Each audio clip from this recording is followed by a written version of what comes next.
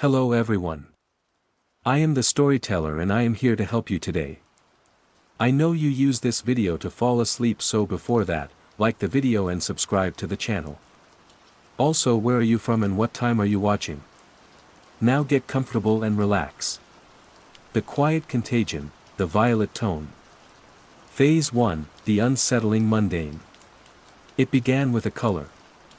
Specifically, it began with a shade of violet on a Subway advertisement for a new brand of sparkling water. I first noticed it on a Tuesday morning, wedged between a real estate agent's grinning face and a public service announcement about track-level safety. The ad itself was minimalist, a sleek can slick with condensation, and behind it, a flat, perfect square of violet. It wasn't quite lavender, not quite indigo. It was a synthetic, electrically charged hue that seemed to vibrate at the edge of sight, a color that felt like it had a sound. That was the first strange thought. The second was the reaction of the people around me. The usual morning crowd on the TTC is a study in cultivated ignorance. Everyone is locked in their own world of podcasts, paperbacks, or the middle distance. But that morning, as the train screeched and rattled its way from Pape to Chester, I saw at least 4 people. A woman in a business suit, a student with a sprawling backpack, a construction worker covered in drywall dust, and an elderly man clutching a grocery bag.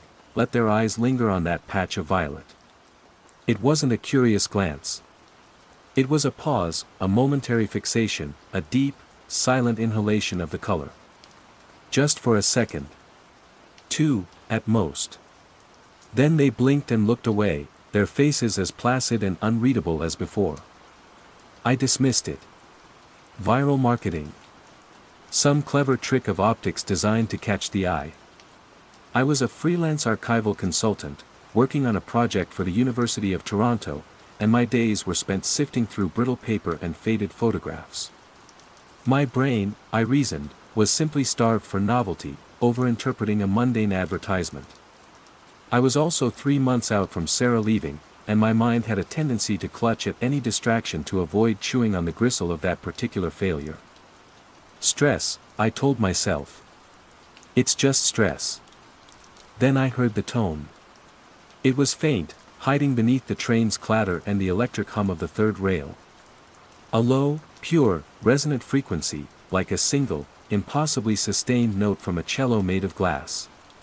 It was so subtle that the moment I focused on it, it seemed to vanish, leaving me wondering if it was just the prelude to a tension headache or a phantom of tinnitus. I looked around.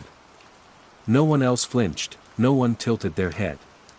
The construction worker was now scrolling through his phone. The businesswoman was applying lipstick without a mirror. The note was mine alone. I put it out of my mind. I got off at St. George, walked up to the Robarts Library, and lost myself in the musty scent of decaying paper, cataloging architectural drawings from a defunct 1970s urban planning firm. My job was to impose order on the past, to make it legible. It was a comforting, methodical existence. But the violet followed me. That afternoon, I saw it again. A courier on a bicycle zipped past, his bag a perfect, seamless block of that same unnatural color.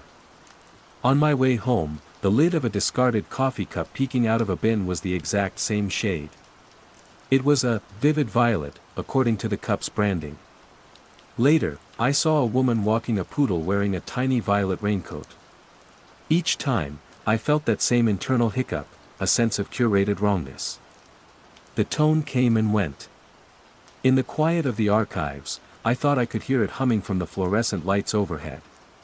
At home in my small apartment near the Danforth, it seemed to emanate from the back of my refrigerator. It was always there, at the very edge of my hearing, a sound I had to strain to notice, and the straining made me feel unhinged. I tried to talk about it once, with Mark, a fellow archivist who shared the workspace with me. He was a kind, doughy man whose greatest passion was the history of Toronto's sewer systems. "Have you noticed that purple color everywhere lately?" I asked, trying to sound casual as I sorted through a stack of blueprints. "It's in a bunch of ads. A really specific shade." Mark looked up from a detailed map of Victorian-era drainage pipes. "Purple," Can't say I have. Is it for the Raptors? No, it's different. Sharper. Almost electric. Ha. He gave a noncommittal shrug and returned to his sewers. Probably the new Pantone color of the year or something. They pushed that stuff hard. He was right, of course. That was the logical explanation. A trend. A coordinated campaign. My brain was just pattern matching because I was stressed and lonely. I clung to that rationale like a life raft. A week later, I was having my obligatory Sunday dinner with my sister, Chloe, and her family in their relentlessly beige suburban house in Mississauga. Her husband, Dave, was explaining the intricacies of his new gas barbecue, while my 7-year-old niece, Maya, was drawing at the table. "Look, Uncle Leo," she said, holding up her creation. It was a picture of their house. The sky was blue, the grass was green, the house was brown. But the front door, which in reality was a sensible forest green, was colored in with a thick, waxy crayon. It was a perfect, unmistakable block of the violet. A cold prickle went down my spine. "That's a nice color for the door, sweetie." "It's the listening color," she said simply, as if it were the most obvious thing in the world. "The what?" Chloe asked, setting a bowl of mashed potatoes on the table. "The listening color," Maya repeated, not looking up from her drawing. "It's so you can hear the quiet song." Chloe laughed, a sound that was a little too bright. "Oh, you and your imagination. What quiet song is that?" Maya just shrugged and went back to her drawing. I looked at Chloe. Her smile was fixed, but for a fleeting moment, her eyes were distant, unfocused. The same placid look I'd seen on the subway. She was looking at the violet door on the page, and she was listening. I felt the tone then, humming gently from the television in the next room. It was clearer than I'd ever heard it before. I looked at Dave, who was now showing me pictures of a rotisserie chicken on his phone. He didn't seem to notice. I looked at Chloe as she started serving the food, her movements efficient and normal. But her head was tilted just a fraction of a degree, as if paying attention to a conversation I couldn't hear. "Everything all right, Leo?" she asked, her voice perfectly normal. "You look a bit pale." "Fine," I managed, the word feeling like sand in my mouth. "Just a long week." That night, I couldn't sleep. I stood at my apartment window, looking out over the city. The lights of Toronto sprawled before me, a familiar and comforting web of orange and white. But then I saw it. A new light had been added to the top of the CN Tower. It wasn't the usual shifting rainbow of colors. It was a single, steady pinprick of pure, incandescent violet. And pulsing in time with it, faint but undeniable, was the tone, a quiet heartbeat for a city that was secretly, silently, changing its tune. I started a journal the next day. A simple, black moleskine notebook.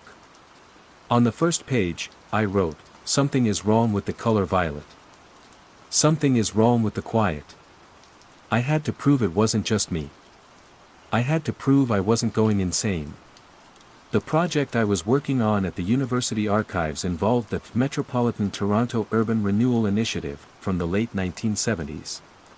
It was a largely failed project, a series of ambitious, almost utopian architectural proposals that were defunded and forgotten. The firm was called Ethelred Associates. Most of it was standard fare, schematics for new public housing, traffic flow redesigns, park revitalization. But some of it was odd. I found a folder of miscellaneous sketches, things that didn't fit into the main project briefs. One drawing showed a proposed communications tower that looked nothing like the CN Tower. It was more organic, almost skeletal, with strange, spiraling antennae. In the margins, the architect had scribbled notes. Harmonic resonance point. Psychogeographic anchor. Suboral frequency alignment. It was nonsense. The kind of pseudoscientific jargon that was trendy in certain circles back then. But one symbol, sketched repeatedly next to the frequency notes, caught my eye. It was a simple circle with a vertical line bisecting the top half. I put it aside. It was a dead end, a historical curiosity. My real problem was in the present. The violet was becoming more common, bleeding into the fabric of the city. The plastic bags at the grocery store were now that shade. The new uniforms for the city's parking enforcement officers featured violet piping. The digital display on the bus shelters would sometimes flicker, for a fraction of a second, to a full screen of solid violet before returning to the time and temperature. The human element was the most disturbing. The pauses were getting longer. I'd see people on the street stop dead in their tracks, their heads cocked, their eyes glazed over, staring at a violet recycling bin or a discarded violet lottery ticket on the pavement. The moment would last 3, maybe 4 seconds, and then they would shake their head slightly, as if coming out of a daydream, and continue on their way, their pace a little slower, their shoulders a little less tense. Serene. I was becoming a ghost in my own city. The shared reality that I had taken for granted was fraying at the edges, and I was the only one who seemed to notice the loose threads. The feeling of isolation was a physical weight, pressing down on my chest, making it hard to breathe. I was living in a world of inside jokes I didn't get, whispered secrets I wasn't privy to. The city I knew was being painted over, and I was allergic to the new color. Phase 2, Growing Awareness and Isolation. My journal became my confessor, my sanity check. It filled with frantic, obsessive entries. October 17th, saw the violet on a bank machine's welcome screen. The man in front of me left his card in the slot. Stood there staring at the screen for a full 10 seconds before I tapped him on the shoulder. He looked at me with complete blankness, then took his card and walked away. Didn't say thank you. Didn't seem embarrassed. Just, empty. October 22nd, the tone was in the library today. Louder. A group of students in the main reading room all put their pens down at the exact same moment and looked up at the ceiling. The supervising librarian smiled. A gentle, knowing smile. I left. I couldn't stay there.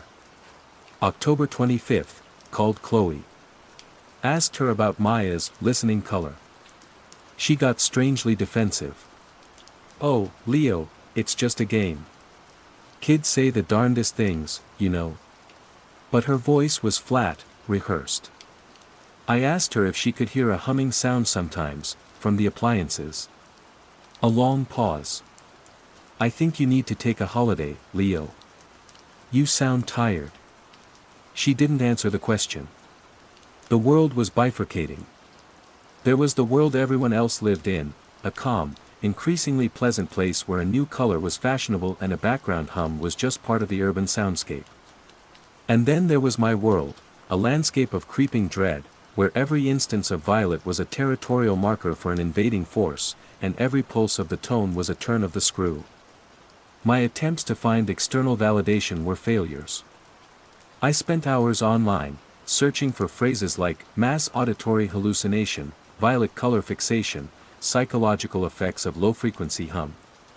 The results were a predictable jumble of conspiracy theories about 5G towers, New Age articles about sound bathing, and medical forums on tinnitus.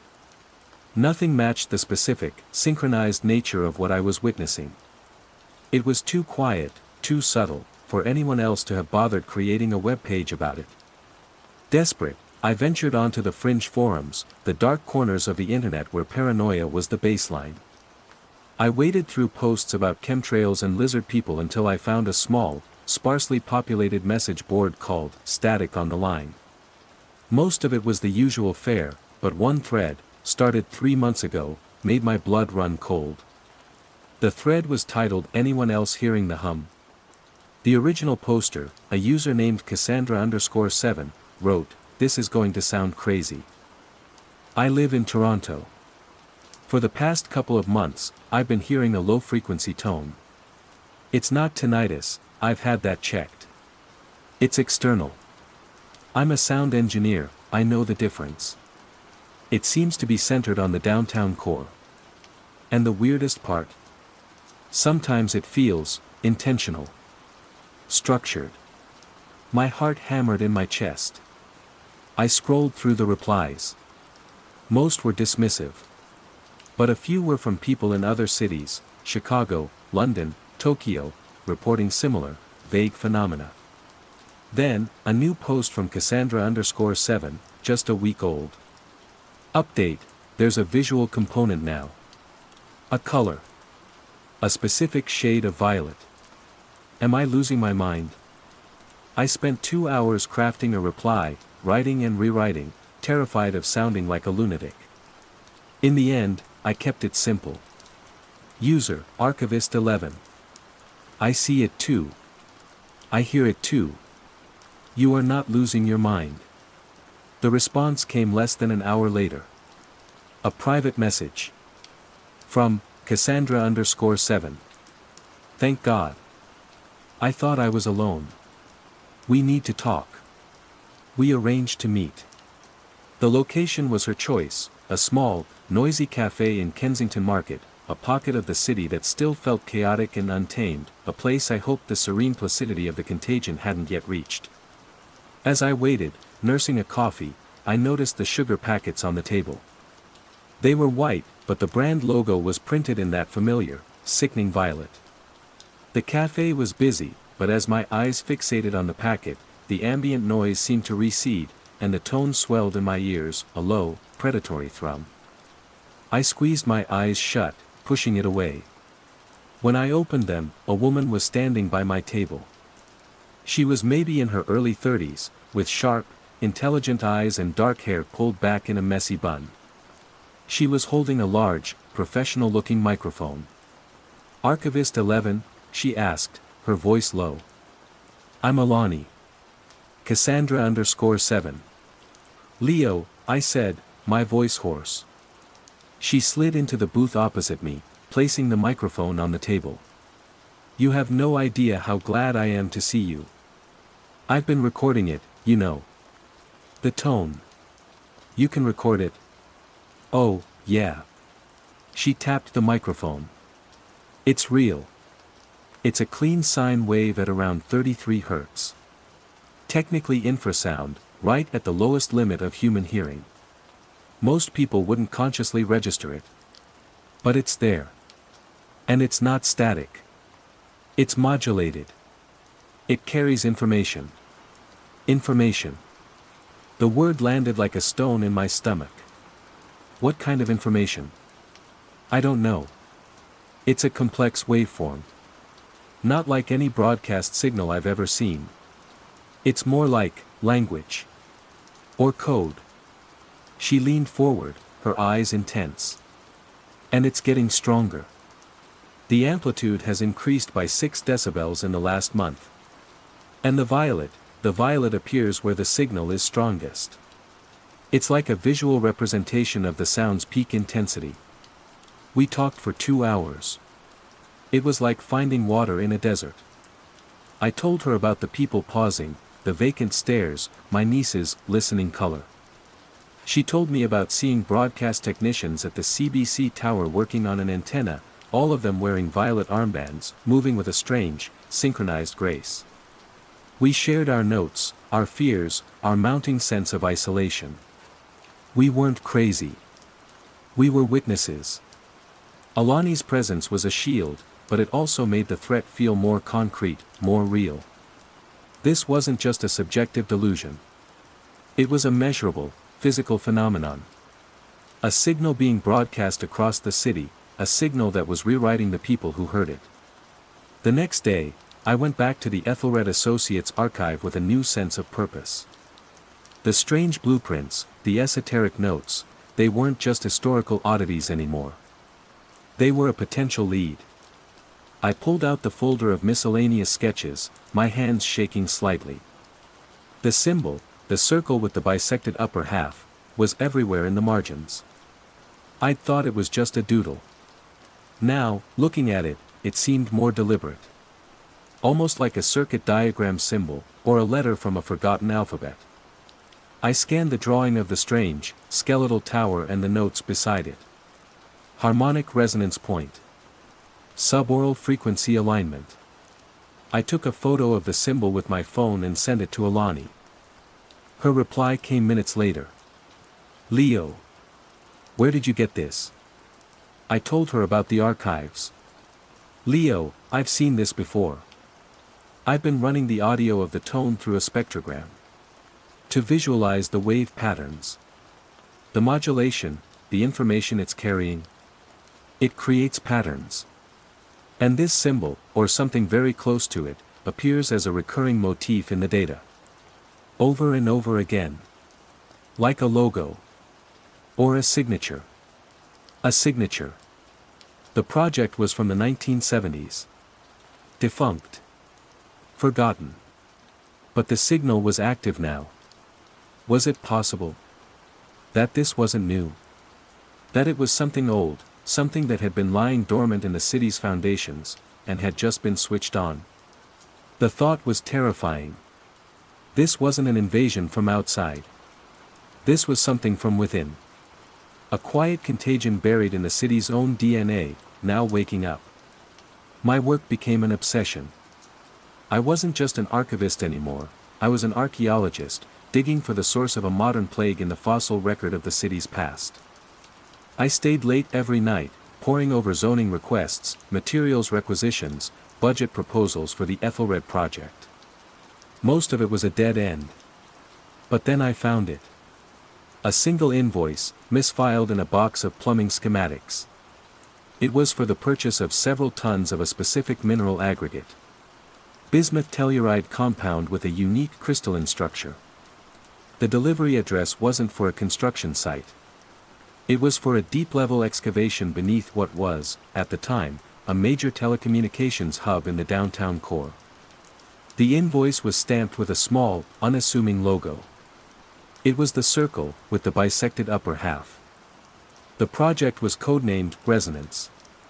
I felt a chill that had nothing to do with the library's overzealous air conditioning. They had actually built something. Down in the dark, under the feet of millions of people, a piece of that strange, skeletal tower was real. An anchor. A broadcasting station for a signal designed to retune human consciousness.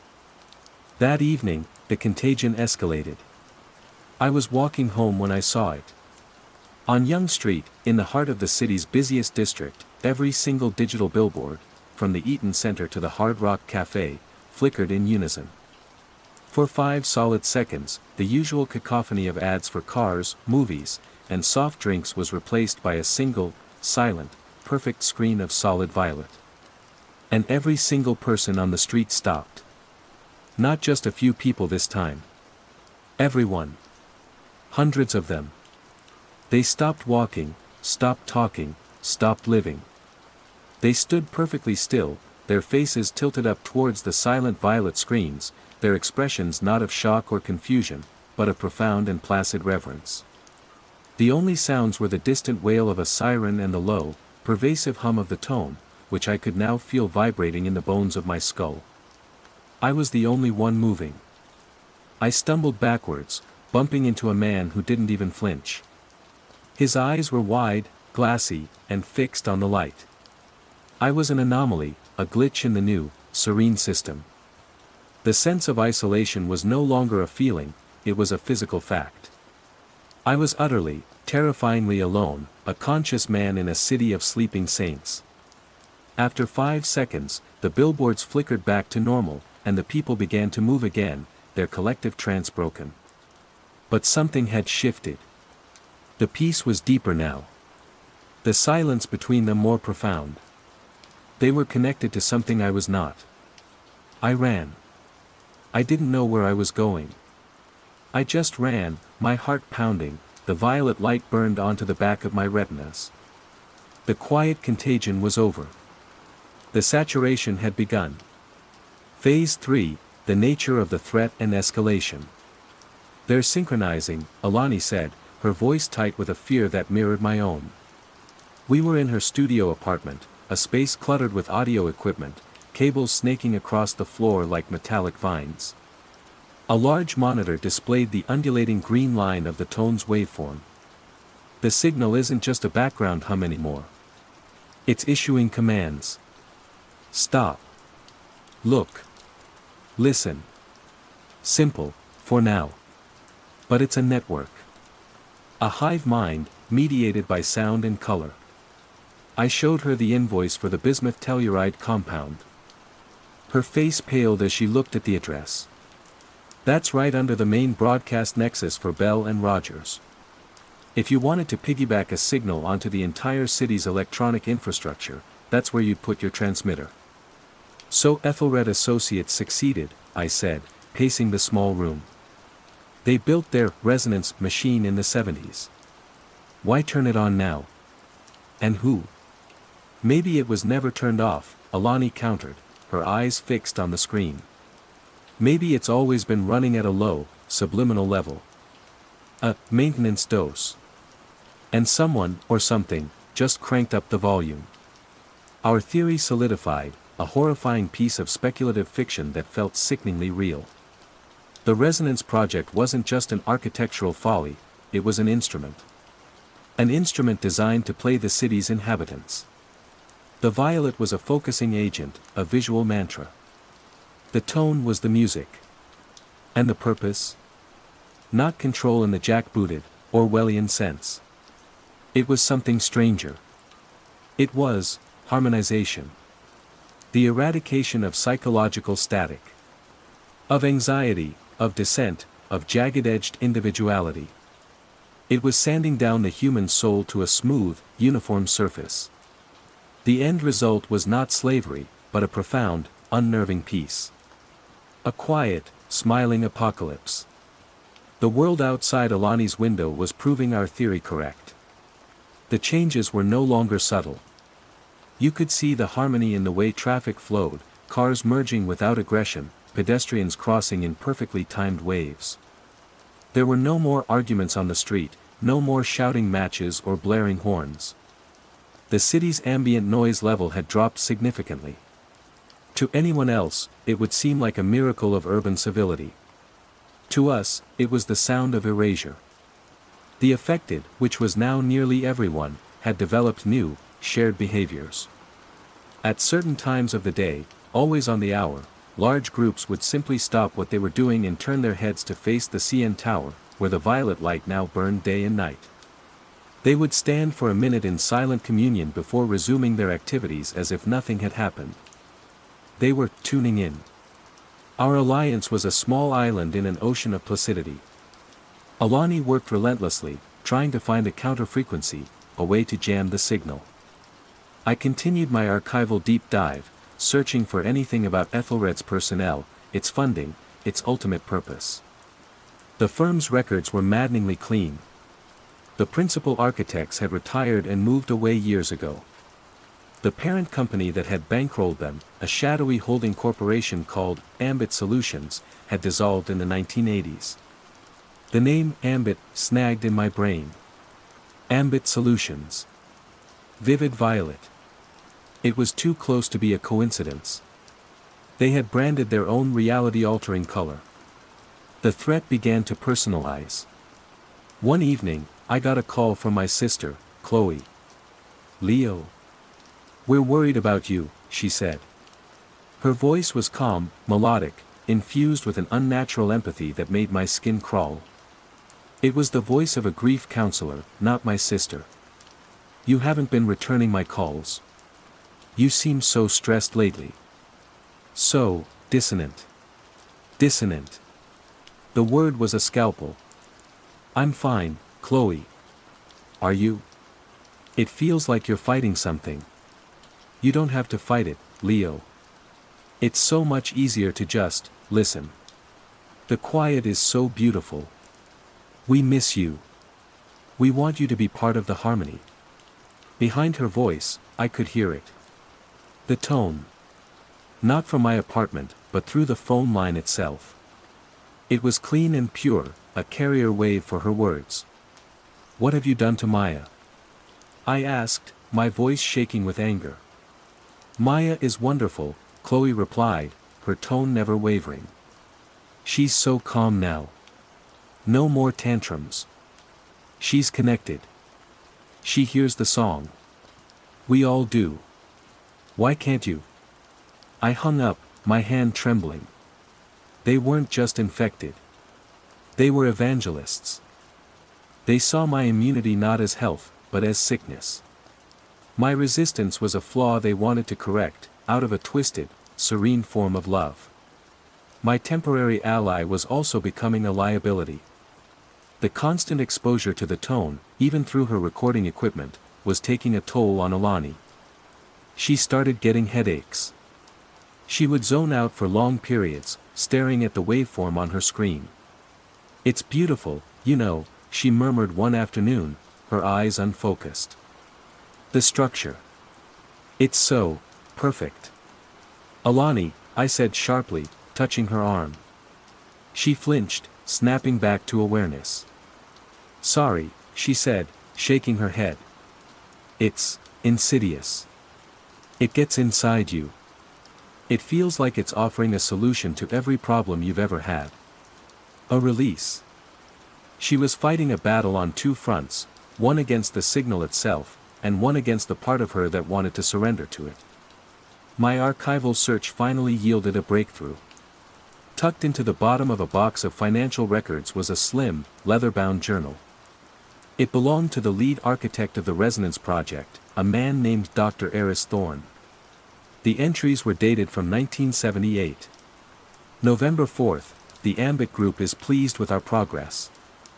They believe societal coherence is degrading. Too much noise. Too much individualistic friction. They see it as an information problem. The human mind, they say, is a receiver running on a chaotic, inefficient frequency. We are not building a tower. We are building a tuning fork.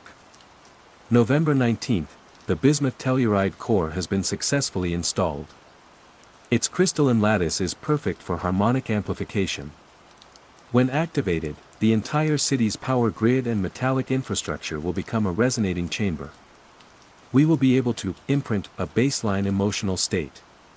Calm. Receptivity. Cohesion. December 12th, had a crisis of conscience today. Spoke to the board at Ambit. I asked them what happens to art. To dissent. To the divine madness that drives progress. They told me those were symptoms of the chaos, not its virtues. They said we would be creating the first truly stable, truly content human society. A paradise free from the static of the ego. It sounds like heaven. It feels like death. The final entry was panicked, written in a spidery scrawl. January 5th, they're moving ahead without my final approval. The signal is active. Low power, for now. They call it the acclimatization phase. I tried to file a complaint, to warn someone. My access has been revoked. They visited me. They weren't aggressive. They just talked to me. Smiled. They told me I would understand in time. That everyone would. I can hear a humming in the walls. I must get out. I must. The journal ended there. Dr. Thorne had tried to stop it. He had recognized the horror for what it was. But he had failed. His creation, his quiet monster, was now awake and hungry. The stakes escalated from psychological to physical. One night, Alani and I were walking back to her apartment, sticking to the side streets. A police car glided past us, its movements unnervingly smooth. It stopped 50 feet ahead. 2 officers got out. They didn't run towards us. They just stood there, flanking the sidewalk, waiting. They both had the same serene, patient look on their faces. "They know we're different," Alani whispered, her breath catching. "The network flags anomalies. Dissonance." We ducked into a dark alleyway, our hearts pounding. The shadows in the alley seemed wrong, stretching and warping as if trying to point us out. We climbed a fire escape, our feet clanging on the metal steps, a sound that felt obscenely loud in the quiet city. From the roof, we looked down. The 2 officers hadn't moved. They were simply standing there, their heads tilted slightly, listening. Waiting for us to rejoin the song. We were being herded. The city itself, the very infrastructure that was supposed to support life, was now part of the cage. We were trapped. Alani was getting weaker, her resistance crumbling. My isolation felt absolute. I had found an ally, only to watch her being consumed by the very thing we were fighting. The tone was no longer just a sound, it was a presence. A will, and it was closing in. Phase 4, Confrontation/Revelation and Aftermath. The end began with Alani's surrender. I found her one morning sitting in the middle of her studio floor, her headphones off, her equipment silent.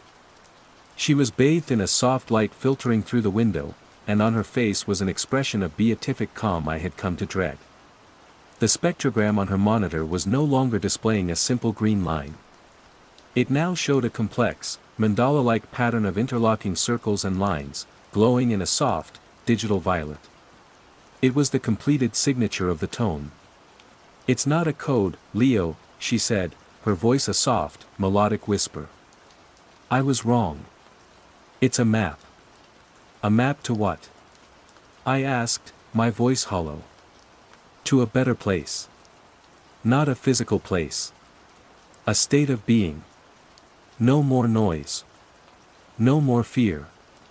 Just harmony."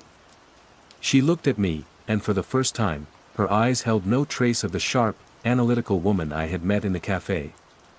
They were filled with a vast, placid emptiness. "Can't you hear how beautiful it is now? It's calling for you. It wants us all to be whole." She had succumbed. The last bastion of my shared reality had fallen. She wasn't my ally anymore, she was a lure. Her peace was more terrifying than any threat of violence. I knew then that I couldn't stay. I couldn't fight it. An entire city had become a single, self-correcting organism, and I was a foreign body it would eventually neutralize, one way or another. My only option was to escape. Dr. Thorne's journal had been my last hope for a weapon, but it had only given me a history of the disease. Now, it was my only hope for an exit. "I must get out," he had written. Where had he gone?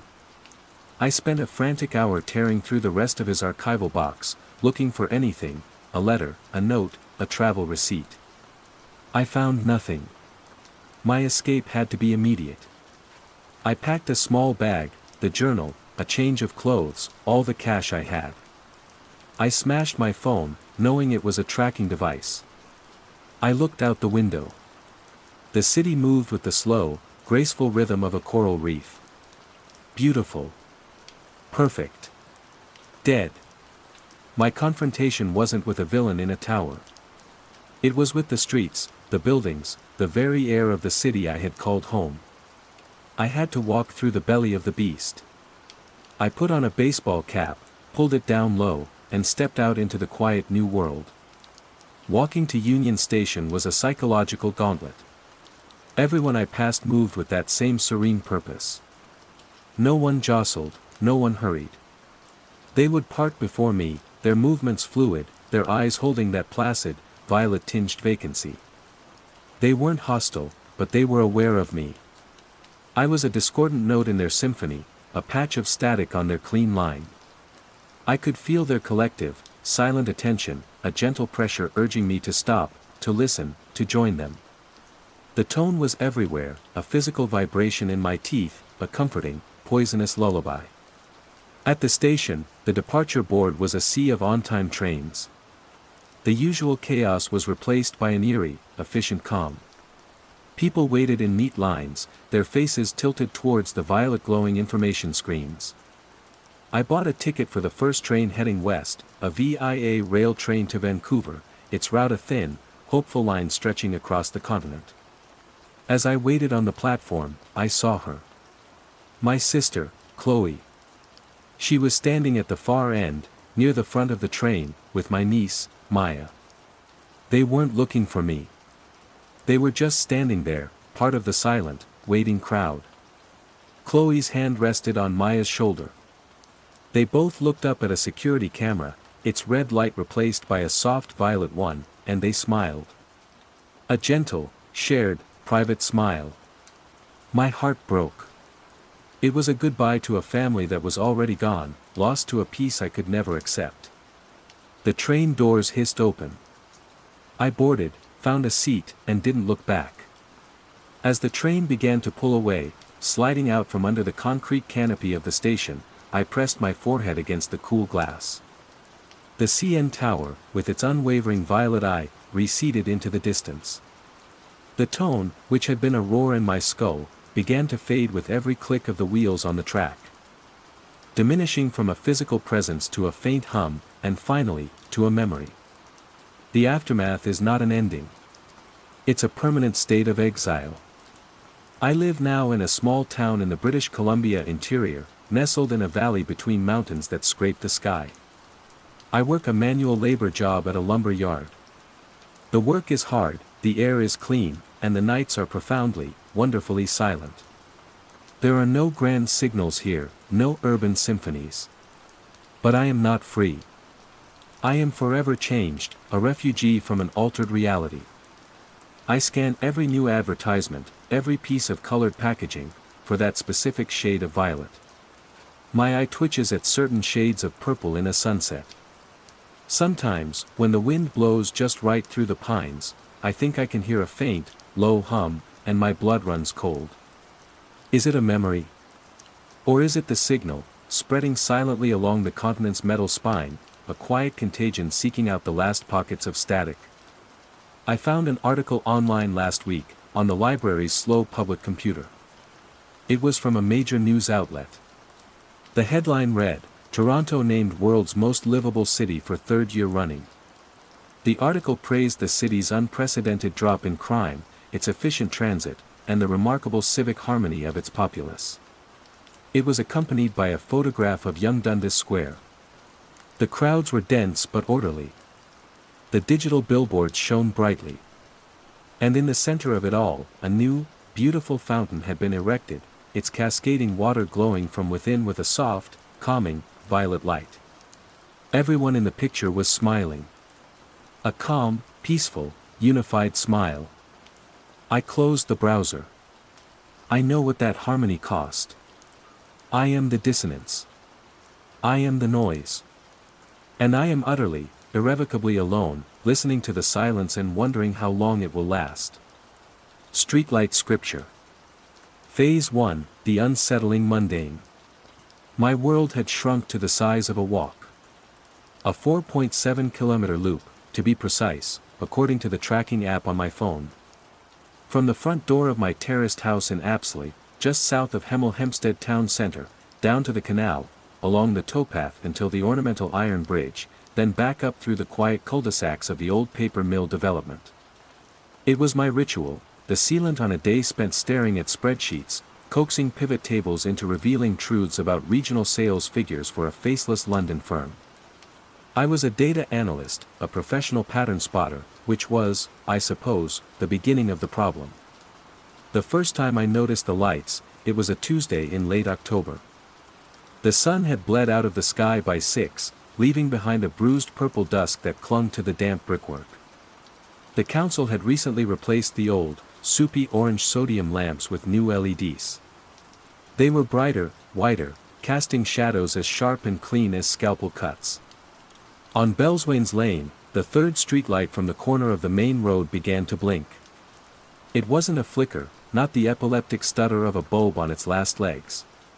It was rhythmic. Deliberate. Short. Long, short. A brief pause, then again. Short. Long, short. I stopped, my breath misting in the cold air. It was almost like a letter in Morse code. P for Papa, maybe. I dug my phone out, thumbs clumsy with cold, and looked it up. Short, long, short was indeed P. I watched the lamp for another minute. It just kept blinking out its lonely consonant. P. A fault in the new timer relay, I decided. A bug in the system. I smiled to myself. Even the town's infrastructure had typos. I continued my walk, the thought dissolving before I'd reached my front door. But the next night, it was a different light, 2 streets over on Nash Mills Lane. This one blinked a different pattern. Long short. Short. Letter D. And the one on Bellswain's Lane was now silent, burning with a steady, sterile glare. This became a private, mildly amusing game. Each night, a different streetlight on my route would have a fault. I started a note on my phone. Monday, all normal. Tuesday, Bellswain's Lane, third lamp. SLLS, P. Wednesday, Nash Mills Lane, lamp by the postbox. LSS, D. Thursday, Abbott's Rise. Corner lamp. SSS, S. Friday, Durrance Hill Road, outside the Chippy. LLL, O. I showed the list to Sarah when we met for our weekly pint at the paper mill, a pub overlooking the canal. She was my oldest friend, a no-nonsense primary school teacher who could silence a room of 30 screaming children with a single, well-aimed glare. She scrolled through the note, a small, amused smile playing on her lips. "You've got too much time on your hands, Alex." "No, but seriously, isn't it weird? It's never the same lamp, and never the same pattern. They're new lights, love," she said, taking a sip of her cider. "They're probably running diagnostics. Or maybe it's just Kevin from the council, pissed out of his mind, flicking switches in the depot for a laugh." I wanted to argue that the patterns were too clean for that, too precise. But hearing it said aloud, in the warm, noisy fog of the pub, made it sound ridiculous. The paranoid rambling of a man who spent 8 hours a day in a silent room talking only to his laptop. So I laughed, and we moved on to talking about her latest classroom nightmare, a 6-year-old named Leo who had an astonishing talent for throwing PVA glue onto ceilings. The game stopped being amusing when the shadows began to change. It was a week later. I was on the last leg of my walk, cutting through a narrow ginnel that connected 2 residential streets. The passage was lit by a single, caged bulb bolted to a brick wall. That night, its pattern was a frantic, rapid-fire sequence of short flashes I couldn't decipher. As I walked beneath it, my shadow stretched out ahead of me, long and thin. Standard physics.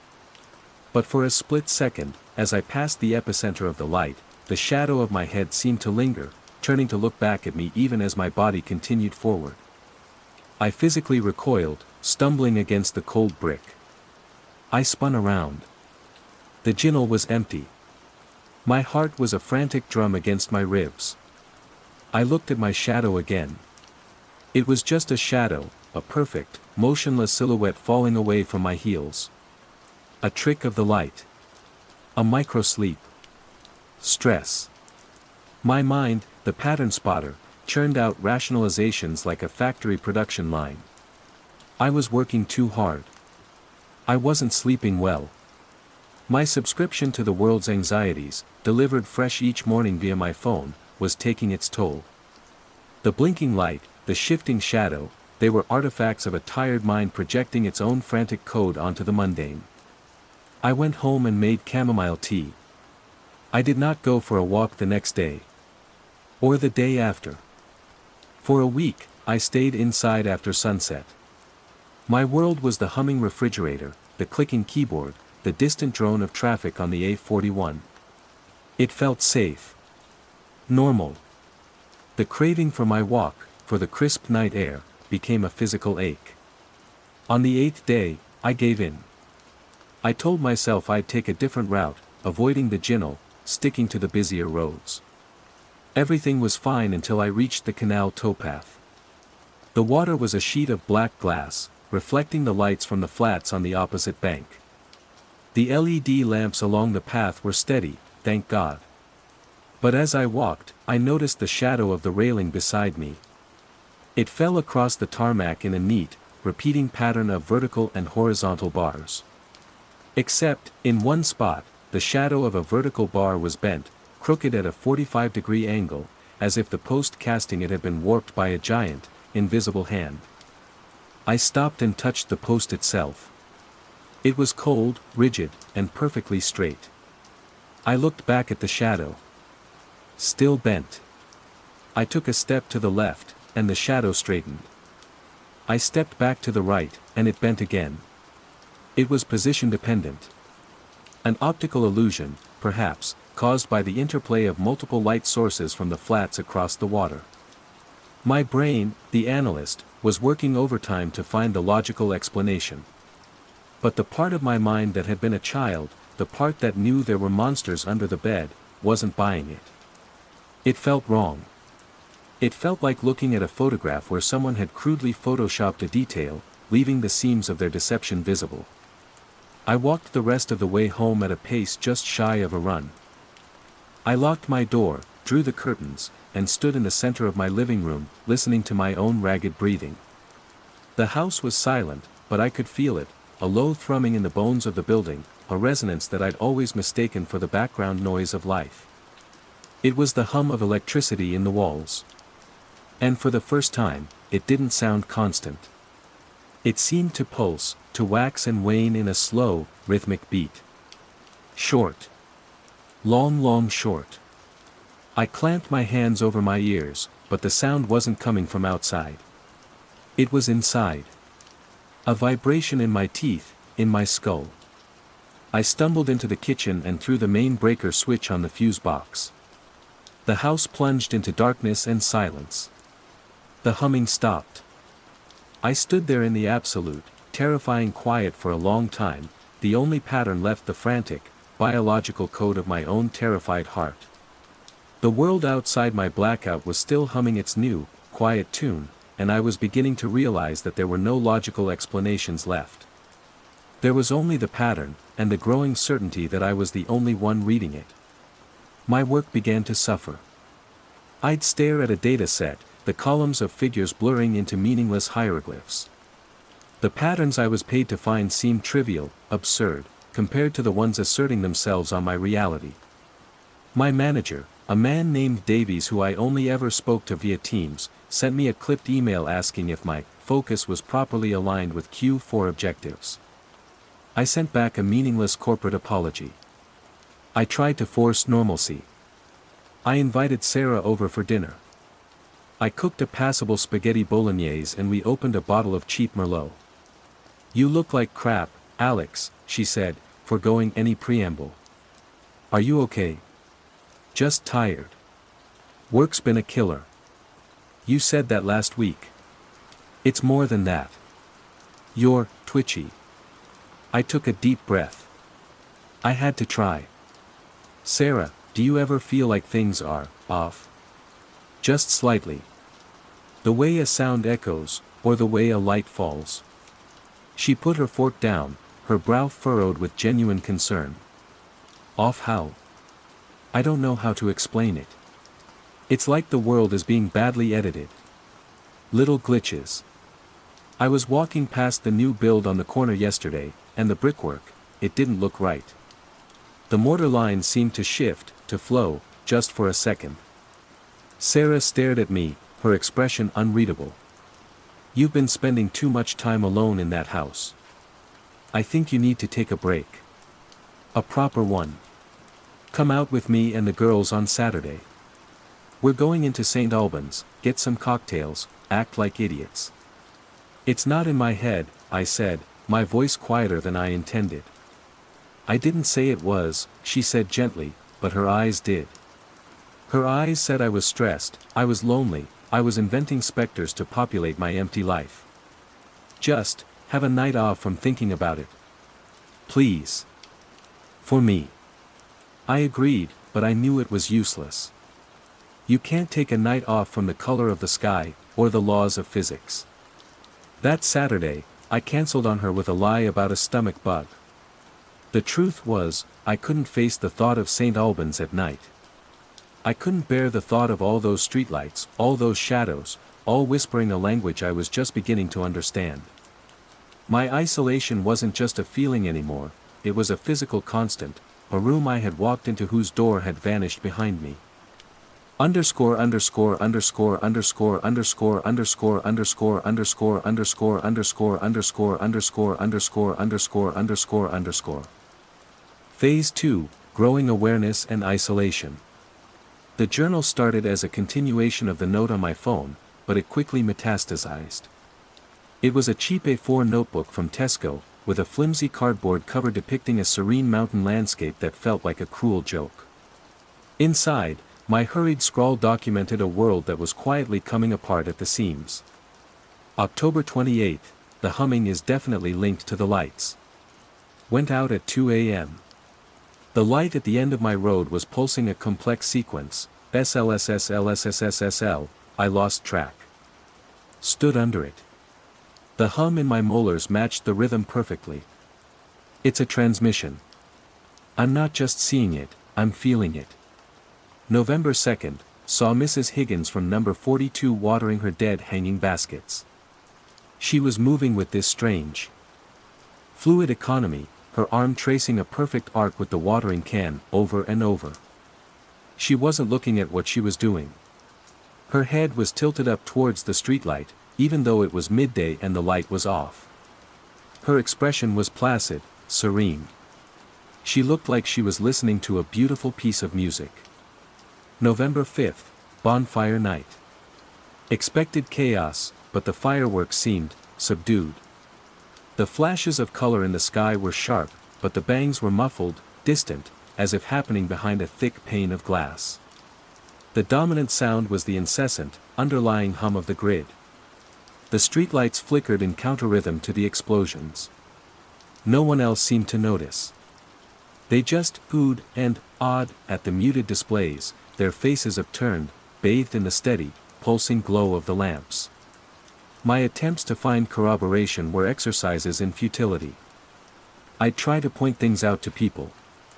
Did you see that? I'd ask the man walking his dog, gesturing at a lamppost whose light was momentarily bending, curving like a stream of water before snapping back into place. He'd just give me a wide-eyed look, tug his terrier closer, and hurry away. I cornered a council worker who was emptying a bin near the canal. He had a weary, resigned face. "These new LED lights," I began, trying to sound casual, "I've noticed some of them blink in patterns. Is that part of some new central system?" He sighed, the sound of a man who had heard every possible complaint. "Faulty starters, mate. We've had a dozen calls. They're cheap tat from China, what do you expect? We'll get round to them. But they're specific patterns," I insisted. "Like Morse code." He stopped what he was doing and looked at me properly for the first time. His eyes were flat, devoid of curiosity. "Right. Morse code. You want to report a fault, you go on the council website. I just do the bins." He slammed the lid shut with a clang that made me flinch and moved on, leaving me standing there feeling like a lunatic.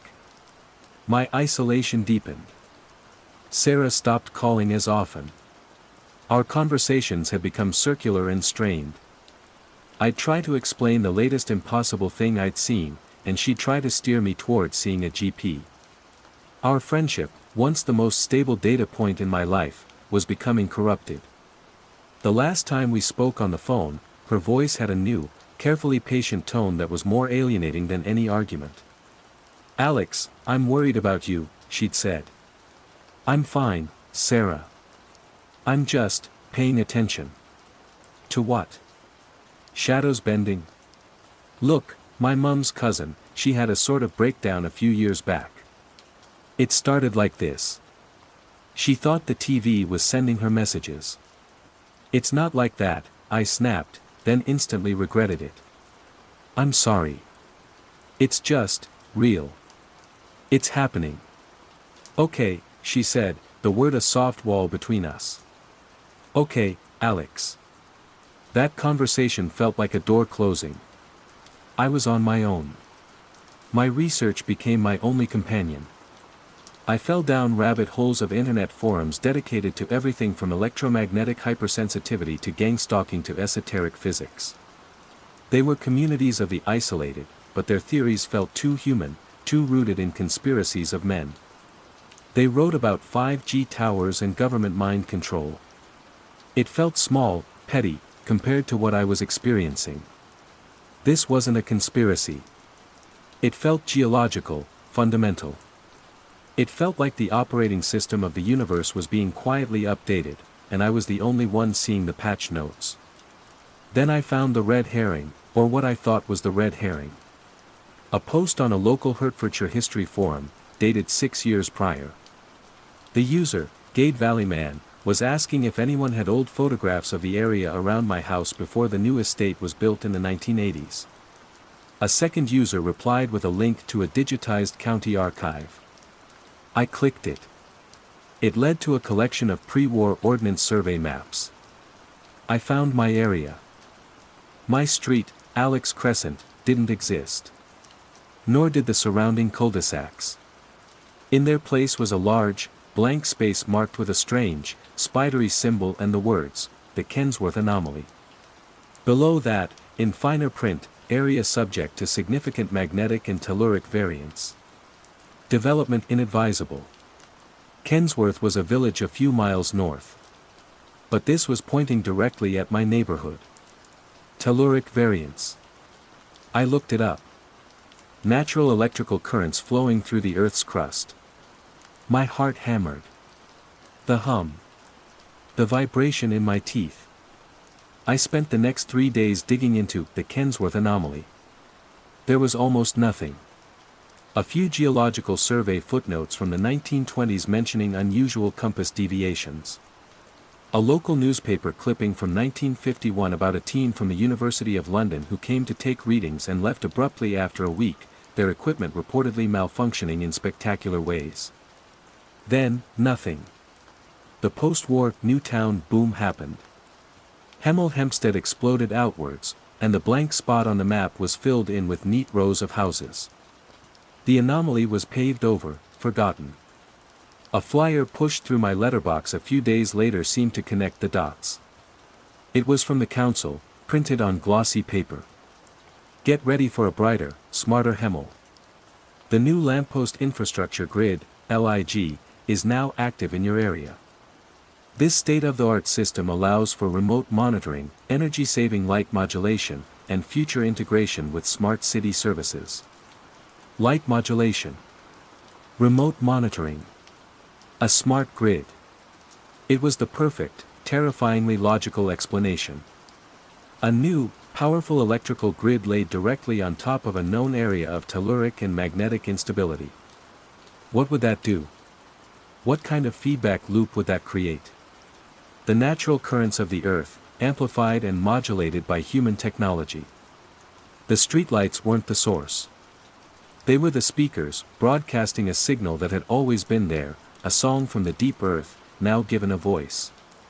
This new theory filled me with a strange, cold dread that was almost a comfort. It was knowable.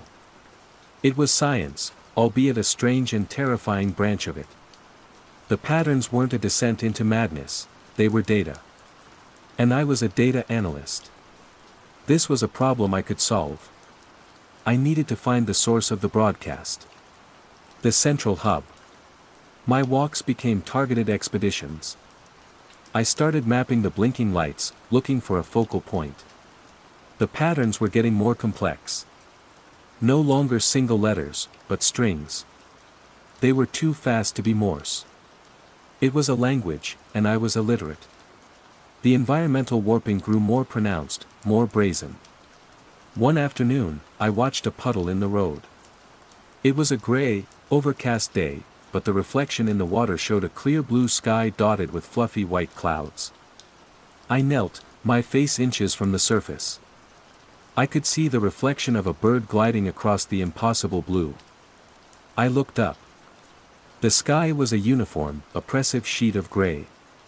I looked back at the puddle. The bird was gone. The sky was gray again. The glitch had corrected itself. I started seeing them everywhere. The texture of a brick wall momentarily appearing as smooth as glass. The sound of a passing car momentarily replaced by the sound of rushing water. The scent of pine needles on a street with no pine trees. Reality had become a flickering screen, and I was sitting too close. The isolation was the worst part. The world carried on. People bustled to and from the train station, they complained about the price of petrol, they put their bins out on a Wednesday. They lived in a solid, reliable world. My world was becoming fluid, unstable. I felt like a ghost, haunting the edges of their reality. I tried Sarah one last time. I didn't call. I went to her house, the journal clutched in my hand like a holy text. She opened the door, and her face fell when she saw me. It was the face of someone steeling themselves for a difficult conversation. Alex. I was just about to have dinner. I know. I'm sorry.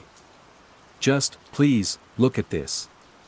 I opened the journal to the page where I had transcribed the ordnance survey map. With the words the Kensworth anomaly circled in red pen. I showed her the printout about the LIG. Don't you see? It's not me. It's the town. It's always been here, but the new grid is amplifying it. Making it visible. She scanned the pages, but her eyes were glazed over. She wasn't reading it. She was looking at my wild eyes, my unkempt hair, the tremor in my hands. I've called someone, Alex, she said, her voice barely a whisper. A doctor. A friend of my mum's. He's very good. He can help. The words hit me like a physical blow. A doctor. She thought I was sick. The carefully constructed logic of my theory, my maps, my data, it all crumbled into the ravings of a madman in the face of her calm, pitying certainty. I don't need a doctor, I said, my voice hollow. Please, Alex. I'm scared for you. I looked past her, into her warm, brightly lit hallway. On the hall table was a vase of plastic flowers. For a terrifying second, I saw them sway, as if moved by a breeze that couldn't exist in the still air of her house. They're in here too, aren't they? I whispered. The patterns. Her face, already pale with worry, lost all its remaining color. She took a step back, pulling the door slightly closed. It wasn't a gesture of concern anymore. It was a gesture of fear. She was afraid of me. I turned and walked away without another word. The streetlights flickered to life as I walked, one after another, a silent, cascading welcome. The hum rose to meet me, a familiar, intimate thrum against my bones. The shadows of the trees stretched to greet me, their branches twisting into impossible, welcoming knots. The world of people was closed to me now. The door was locked. But another one was opening. A door made of light and shadow and a language written in the earth itself. And as I walked home, utterly alone, I felt a strange and terrible sense of belonging. The pattern was all I had left. Underscore underscore underscore underscore underscore underscore underscore underscore underscore underscore underscore underscore underscore underscore underscore underscore. Phase 3, the nature of the threat and escalation. My investigation turned inwards, away from people and towards the phenomenon itself. If I couldn't convince anyone else, I would become the world's sole expert on the creeping strangeness of Hemel Hempstead. My house became a research station. I bought ordnance survey maps of the entire area, covering my living room floor with them, drawing lines, trying to triangulate the source. The epicenter of the blinking light seemed to be a large, featureless roundabout on the edge of town, the one everyone sardonically called the plow roundabout because of the rusty old plow marooned in its grassy center. It was a nexus point, a hub where 5 major roads converged. The nature of the contagion, a word that felt both too clinical and too biological, was becoming clearer. It wasn't just warping reality, it was rewriting it according to a new syntax.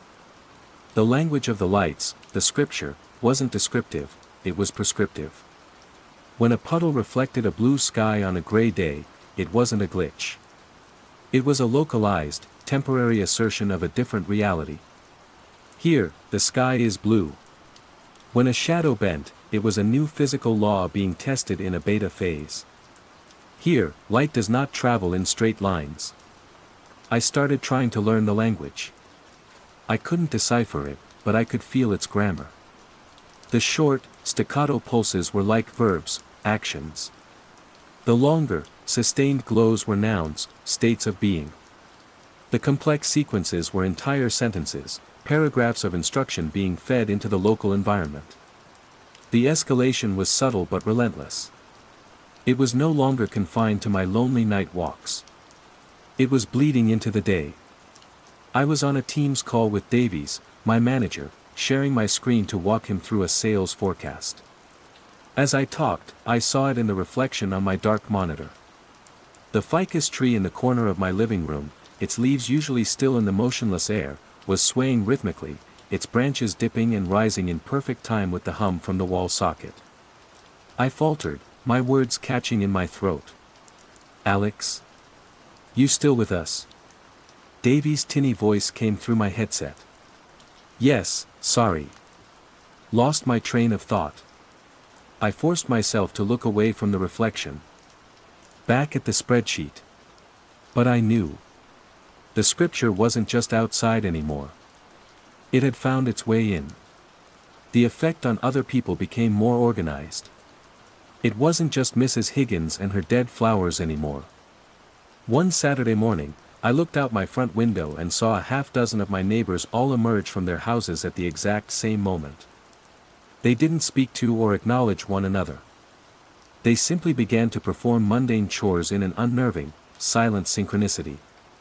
Mr. Henderson from number 38 began cleaning his upstairs windows. Mrs. Gable from across the road started weeding her front garden. Young Tom from next door began washing his car. Their movements were smooth, efficient, and perfectly harmonized. Mr. Henderson's squeegee moved left as Mrs. Gable's trowel plunged into the earth. Tom's sponge circled clockwise on the bonnet as Mr. Henderson's cloth moved right. They were a silent orchestra, conducted by an invisible baton. The conductor, I knew, was the network of lights and currents humming beneath their feet. They weren't zombies. They weren't possessed. If you went out and spoke to them, they would reply normally, breaking their rhythm for a moment to chat about the weather before placidly returning to their task. They were simply attuned. They were unconsciously accepting the new scripture, letting its rhythms guide their actions, finding a strange, frictionless peace in it. I was the anomaly now, the one fighting the current, my movements jagged and chaotic by comparison. My isolation drove me to a desperate act. I sought out Gate Valley Man, the user from the History Forum. His profile was mostly inactive, but it listed a personal blog, a dusty corner of the internet dedicated to Hertfordshire folklore. The blog hadn't been updated in 3 years, but there was a contact email. With nothing to lose, I wrote a long, rambling message, detailing everything, the lights, the shadows, the anomaly on the map, the LIG. I half expected it to bounce back, a digital dead end. To my astonishment, a reply came 2 days later. Subject, the Kensworth anomaly. I have been waiting for someone else to see it. The new grid must have accelerated things. We should talk. Not on here. The old bandstand, Gatebridge Park. Tomorrow, 3 p.m. Come alone. Don't bring a phone. A. My heart hammered. Just an ally. Someone who knew. The relief was so profound it almost made me dizzy. The instruction not to bring a phone felt paranoid, but in my new world, it was the most sensible thing I'd ever heard. The next day, I walked to Gatebridge Park, my frayed nerves singing with a mixture of hope and terror. The park was large, a sweep of green that sloped down to the River Gade. The Victorian bandstand stood in its center like a skeletal metal mushroom. An old man was sitting on one of the benches inside it, feeding pigeons from a paper bag. He was thin and frail, with a wild halo of white hair and a long, shabby coat. As I approached, he looked up, and his eyes were startlingly sharp and intelligent. "Alex," he said, his voice a dry rustle. "You're a Abernathy," he said, scattering another handful of crumbs. "Arthur Abernathy. Retired land surveyor.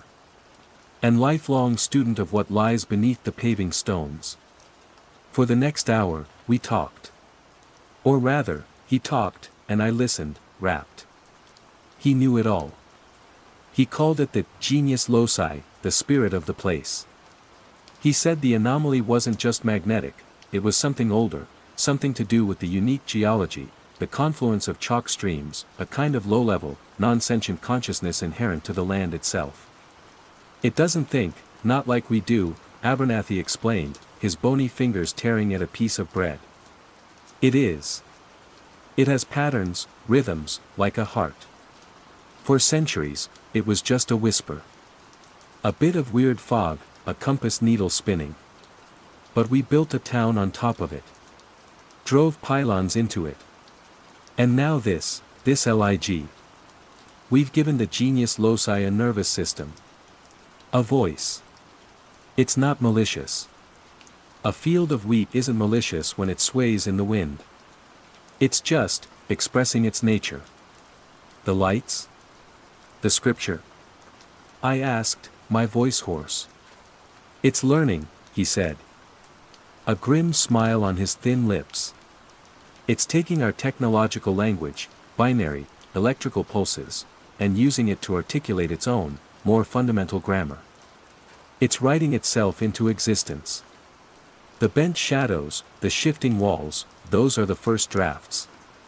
He told me he'd been watching it for 50 years, ever since he was a young surveyor and his equipment went haywire on that patch of land. He'd lived on the fringes, observing, taking notes in code, dismissed by everyone as an eccentric old crank. Why did you agree to meet me? I asked. Because you're the first one I've known to be receptive, he said, his gaze intense. It's not just affecting the environment anymore, is it? It's affecting people. They're becoming part of the landscape. Harmonizing. But you're different. You're not harmonizing. You're reading the notes. You're consciously aware of the music. That makes you dangerous. Or useful. The hope in my chest felt solid, real. I wasn't alone. I had an ally, a mentor. We made a plan to meet again, to combine my observations of the LIG with his decades of research. Maybe we could find a way to shield ourselves, to disrupt the signal, to stay human. Our alliance lasted for 2 meetings. The third time, I arrived at the bandstand to find it empty.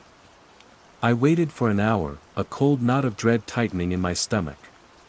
He wasn't coming.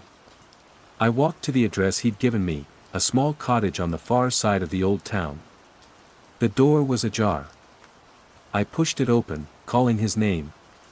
The cottage was crammed with books, maps, and strange, homemade devices of copper wire and quartz crystals. It smelled of dust and ozone. Abernathy was in his armchair, facing the window.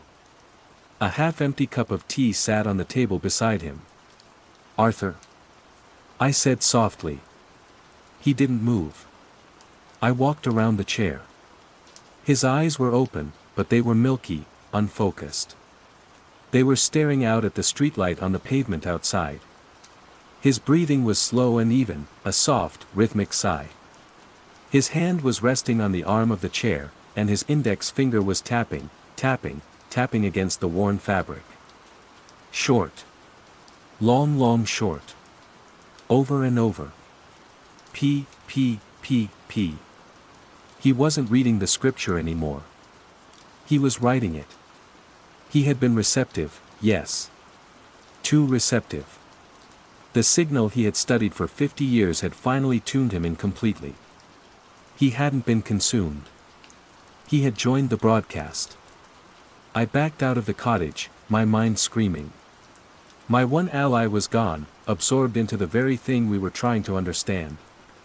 The hope of the last week curdled into absolute terror. There was no one left. There was no we. There was only me, and the ceaseless, patient, all-consuming hum of the scripture. The stakes had escalated beyond my own sanity. This wasn't just about survival anymore. It was about avoiding assimilation into a new and terrifying form of existence. The threat wasn't going to kill me. It was going to recruit me. Underscore underscore underscore underscore underscore underscore underscore underscore underscore underscore underscore underscore underscore underscore underscore underscore. Phase 4, Confrontation/Revelation and Aftermath. The loss of Abernathy broke something in me. The careful methodology of the analyst, the cautious observer, it all shattered. All that was left was the raw, animal instinct to flee. But where could I go? The scripture was in the infrastructure. It was woven into the very fabric of the town. Leaving Hemel felt like trying to escape my own skin. The patterns weren't just in the lights anymore, I was beginning to see them everywhere, faint but persistent. The arrangement of leaves on a pavement, the condensation trails of aeroplanes in the sky, the flocking patterns of starlings. Was the contagion spreading, or was my perception just becoming more finely tuned to its frequency? My house was no longer a sanctuary. It was a listening post. The low hum was a constant companion, a whisper in the quiet moments, a roar when I tried to sleep. I started packing a bag, a desperate, haphazard collection of things, a change of clothes, the last of my cash, my journal, a bottle of water. I didn't have a plan. Just a single, overriding imperative: get to the station, get on the first train leaving, and don't look back. But as I stood by the door, bag in hand, a new thought intruded. Clear and cold as a winter morning. Running was a reaction. It was what Abernathy would have called a human response. But I wasn't entirely human anymore, was I? I was something else, a reader of the new reality. To run would be to deny the most fundamental truth I had discovered. The scripture had a locus. A heart. The plow roundabout. The place where all the lines on my map converged. I couldn't run from the signal, but perhaps I could go to its source. It wasn't a confrontation in the sense of a fight. You can't punch a radio wave. You can't argue with a magnetic field. It was a confrontation with knowledge. I had to know. I had to understand what this thing truly was, even if the understanding destroyed me. I left the bag on the floor and walked out of my house, leaving the door unlocked. It was just after midnight. The streets were deserted, bathed in the crisp, white, pulsing light of the LIG. The air was cold and still, yet the hum was so powerful I could feel it resonating in the path beneath my feet. As I walked, the world seemed to shimmer at the edges. The neat suburban lawns seemed to tilt at impossible angles, the houses themselves breathing, their roofs rising and falling by a centimeter with each pulse of the hum.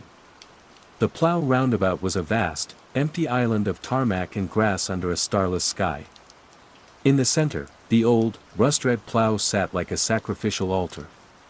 A ring of powerful LED streetlights surrounded the roundabout, one at the mouth of each of the 5 converging roads. And they were all going insane. It was no longer a simple sequence of blinks. It was a symphony. A deafening, silent orchestra of light. Strobing, pulsing, fading, flaring, in patterns of staggering complexity. Light from one lamp would seem to leap across the road to another, colors would shift from sterile white to deep violet to an impossible, shimmering green. The shadows they cast were a maelstrom, dancing and fighting on the tarmac, detaching from their objects, flowing like ink, forming geometries that made my head spin. I stood on the pedestrian island, overwhelmed, my senses reeling. This was the source. The full, unadulterated broadcast. It was raw, untranslated scripture. And standing in the middle of it, something shifted in my mind. The part of me that was Alex, the data analyst from Apsley, cowered in terror. But the other part, the part that had been gestating for months, the reader, began to comprehend. It wasn't a language of words. It was a language of physics. Of being. A short, sharp pulse wasn't the letter S, it was an instruction: here, matter is denser. A long, violet glow wasn't a mood, it was a statement: here, time flows at 0.97 normal speed. The impossible angles of the shadows weren't mistakes, they were the axioms of a new geometry being laid over the old one. The revelation was not of a malevolent entity or an alien intelligence. It was far more terrifying. The genius loci Abernathy spoke of, the consciousness of the land, wasn't just learning to speak using our technology. It was remembering. It was remembering a state of existence before human consciousness, before logic, before the tyranny of straight lines and consistent physical laws. And it was using the grid to reassert that older, more fluid reality. The people who were harmonizing weren't being controlled, they were simply letting go of the rigid, agreed-upon reality and accepting the older, deeper one. It was a homecoming. A wave of pure, concentrated information washed over me, a torrent of light and pattern and raw meaning. I saw the town not as a collection of bricks and mortar, but as a network of energy, a complex circuit board laid over a place of immense power. I saw the people not as individuals, but as nodes in that network, their placid, synchronized movements contributing to the stability of the new signal. And I saw my own role. I was not a node. I was not a resistor. My awareness, my struggle, my constant attempts to analyze and understand, had turned me into something else. An interpreter. A bridge between the old reality and the new. I had a choice. I could reject it. I could scream and claw at my own mind. Try to hold on to the memory of a world where shadows obeyed their masters and light traveled in straight lines. I would become a ghost, a glitch in their new system, an incoherent babble of static eventually fading into nothing. An error message, soon to be deleted. Or I could accept it. I could stop fighting the current and simply read. I closed my eyes. The visual chaos vanished, but the scripture was still there, imprinted on the inside of my eyelids, a direct feed into my consciousness. The hum was no longer a foreign vibration in my bones, it was my own pulse. I took a breath, and felt the air not as oxygen and nitrogen, but as a wave of interlocking patterns. I opened my eyes and looked at my hand. The shadow it cast on the ground was long in the lamplight. Slowly, deliberately, I focused my intention, not with muscle, but with the new sense I now possessed. I shaped the scripture in my mind, a simple command. Here, the shadow bends. And it bent. Just a little, at the knuckle of my index finger. A tiny, perfect, impossible curve. A profound, terrifying peace settled over me. The fear was gone, replaced by a vast, crystalline understanding. I wasn't going mad. I was just waking up to the true nature of the place I lived. The quiet contagion hadn't been an infection, it had been an invitation. I turned away from the roundabout and began to walk home. I didn't run. My steps were measured, calm. As I walked, I looked at the streetlights, no longer with fear, but with the quiet reverence of a scholar in a library. They were not random blinks. They were verses. They were the streetlight scripture, and for the first time, I could read the text. I reached my street. The light outside my house pulsed gently, a soft, welcoming glow. Long short. Long. A new letter. K. I didn't need to look it up. I understood its meaning in the new language. It meant welcome. It meant begin. I walked to my front door. My shadow fell before me, and as I stepped onto my doorstep, it bent at the waist in a gesture of profound, impossible reverence. I did not flinch. I simply accepted it. I was home. And my work was just beginning. The Wednesday fixation. Phase 1, the unsettling mundane. It began with the chairs. Portland is a city that prides itself on its quirks, a curated weirdness that serves as both its primary export and its defense mechanism. You can see a man in a Darth Vader costume playing the bagpipes while riding a unicycle, and the prevailing local response is a placid nod, as if to say, of course. So when I first saw the chair thing, I filed it under the same thick folder labeled, Portland being Portland. It was a Wednesday morning, a sliver past 9. I was camped out at the Daily Grind on Hawthorne, my preferred freelance office, nursing a lukewarm Americano and trying to wrestle a color palette for a new kombucha brand into submission. The place hummed with the usual sounds, the roar and hiss of the espresso machine, the clatter of ceramic on saucer, the low murmur of a dozen conversations. Then, at precisely 9:14 a.m., the humming changed. It wasn't a cessation of noise so much as a shift in its texture. A half-dozen people, previously islands of solitary activity, stood up. A woman in yoga pants who'd been scrolling on her phone. A man in a suit jacket and jeans, mid-bite into a croissant. A pair of students with textbooks fanned around them. They moved without speaking, their faces serene, almost vacant. With a shared, silent intentionality, they began to rearrange the cafe's mismatched wooden chairs. It wasn't a tidying up. It was a deliberate act of creating mild chaos. My chair, thankfully, was left untouched, but the one across from me was lifted and placed atop a small two-person table. Two other chairs were set facing a blank patch of wall. A third was turned upside down. The entire process took less than a minute. Then, just as silently, they returned to their seats, picked up their phones and croissants and conversations as if they'd merely paused for a collective, unspoken stretch. The barista didn't blink. The other patrons seemed not to notice. I looked around, waiting for a camera crew to emerge, for someone to yell, and cut. Nothing. I flagged down the barista, a young woman with a constellation of facial piercings named Jules. What was that about? I asked, gesturing vaguely at the newly absurd feng shui. She followed my gaze, her expression unconcerned. What was what? The chairs. A bunch of people just moved them all around. She shrugged, wiping the counter with a damp cloth. Guess they didn't like where they were. Her dismissal was so complete, so absolute, that it made me question my own perception. Was I stressed? Had I been staring at hex codes for so long that I was starting to hallucinate? I took a sip of my coffee. It tasted like ash. I decided it was a flash mob, or an improv exercise. Quirky. I went back to work, forcing the image of the upside-down chair from my mind. My name is Leo Maxwell. I'm a graphic designer, which is another way of saying I notice things for a living. I notice the kerning on a street sign, the subtle gradient in a sunset, the way a client's eye twitches when they say they love a design they clearly despise. My life is a grid of routines and careful observations, a system I've built to keep my low-grade anxiety from spilling over the edges. I work from home, or from cafes. I see my sister, Maya, for dinner every other Sunday.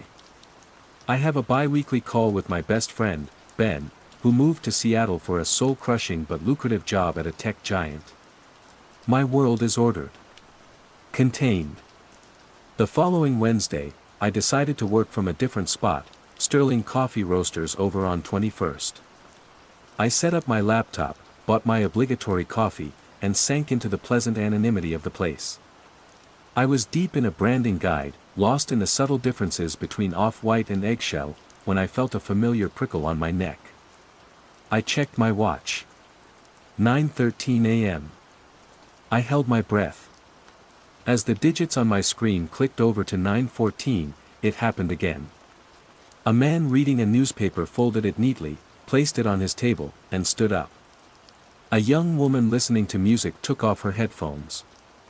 3 people in total this time. They moved with the same languid purpose, rearranging the sleek, minimalist furniture into a configuration that was both pointless and faintly disturbing. A stool was placed in the middle of the main walkway.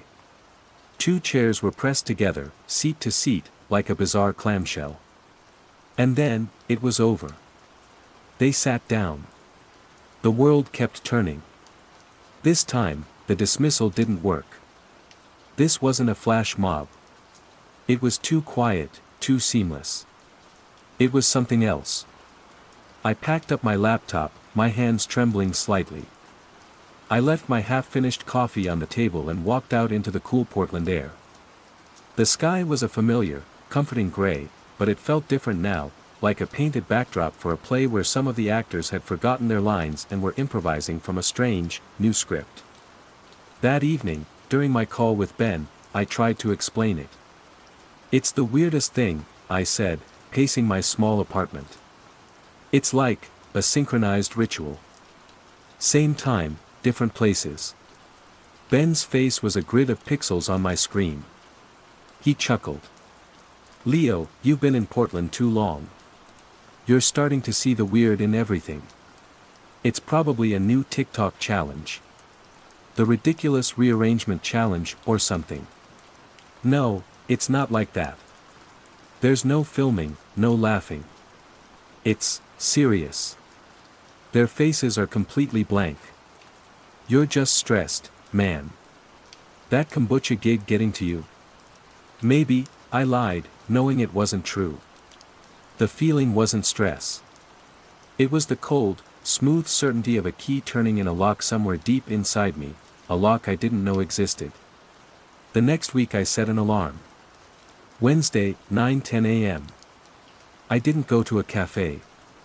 Instead, I walked to a public plaza downtown, Pioneer Courthouse Square. It's called Portland's Living Room, a wide open space of brick and steps, dotted with tables and chairs. I sat on a bench and watched. At 9:14, the motion started. It was larger here, more overt. Not just 3 or 5 people, but maybe 20. Men in suits, teenagers on skateboards, a woman pushing a stroller. They stopped what they were doing. The skateboarder dismounted, letting his board roll away. The woman put the brake on her stroller. They converged on the green metal chairs scattered across the square and began to move them. They worked with an eerie efficiency, forming a long, serpentine line of chairs that snaked from the fountain to the edge of the street. It served no purpose. It blocked pathways. It was utterly irrational. I recorded it on my phone, my hands shaking so much the video was almost unusable. As soon as it was done, the participants dispersed, melting back into the urban scenery. The skateboarder retrieved his board. The woman released the brake on her stroller. A tourist took a picture of the bizarre chair snake, laughing. For him, it was a quirky photo op. For me, it was a confirmation. I wasn't crazy. The real break in my sanity came 2 weeks later. Ben had decided to use some of his vacation days to work remotely from Portland for a week, a welcome reprieve from the corporate gloss of Seattle. We set up shop at a co-working space downtown, a converted warehouse with exposed brick and ridiculously expensive coffee. It was good to have him there, a solid presence of normalcy. We worked, we joked, we complained about clients. It felt like old times. It was Wednesday. I was so caught up in our conversation that I forgot the day, forgot the time. So the project manager says, we need to leverage our synergy, and I swear to God, Leo, his eyes were shining. Like he'd just discovered fire. I was laughing, a real, genuine laugh, when I saw the clock on my laptop screen. 9:13. My laughter died in my throat. Ben, I started to say, but I wasn't sure what I was going to warn him about. Watch out for the sudden urge to redecorate. He was mid-sentence, talking about synergy, when his words slowed. His focus shifted from me to something over my shoulder. His easygoing smile slackened, replaced by a smooth, placid emptiness that I had only seen on strangers. My blood went cold. Ben. He didn't answer. He stood up. He walked over to his ergonomic chair, the one he'd been complaining about all morning, and turned it to face the wall. Then he took an empty chair from a nearby hot desk and placed it carefully, precisely, on top of the desk itself. He stepped back, surveyed his work with a faint nod, and then returned to his seat opposite me. He blinked, and the light came back on in his eyes. The smile returned, a little fuzzy around the edges. Anyway, he said, as if there had been no interruption. Synergy. Total nightmare. I stared at him, my heart hammering against my ribs. The rearranged chairs behind him were like monuments to my burgeoning dread. You just moved the chairs, I whispered. He glanced over his shoulder, a flicker of something unreadable in his expression. Confusion? Annoyance? So? Why? Why did you do that? He looked at me, and his smile became something else. It was still Ben's mouth, Ben's teeth, but the meaning behind it was alien. It was a smile of gentle condescension, the kind you give a child who has just asked why the sky is blue. It's for balance, he said, his voice perfectly reasonable. Balance?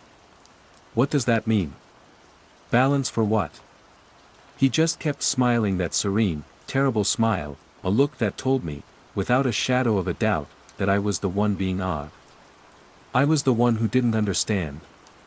And in that moment, surrounded by the quiet tapping of keyboards and the familiar scent of burnt coffee, I had never felt more alone in my life. The line between Portland's quirky charm and something deeply, fundamentally wrong had just been erased, and I was the only one who seemed to have noticed. Underscore underscore underscore underscore underscore underscore underscore underscore underscore underscore underscore underscore underscore underscore underscore underscore. The rest of the day was a study in surrealism. Ben acted as if nothing had happened. We had lunch. We talked about his project, my kombucha client.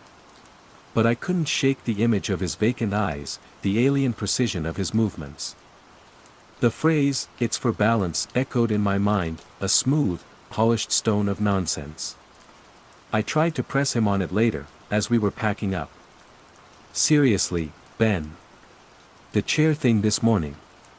What was that? Is it some kind of prank you guys in Seattle are all in on? He slung his backpack over his shoulder, his brow furrowed in genuine confusion. What chair thing? Leo, you've been weird all day. Are you getting enough sleep? He didn't remember. Or he was a phenomenal actor. The first possibility was terrifying, the second was somehow worse. It implied a conspiracy, a willful deception. But his confusion felt real. It was a clean slate. The event, for him, had been written in disappearing ink. When he left for his Airbnb, I went straight home and locked the door. I pulled out my phone and watched the shaky video I'd taken at Pioneer Square.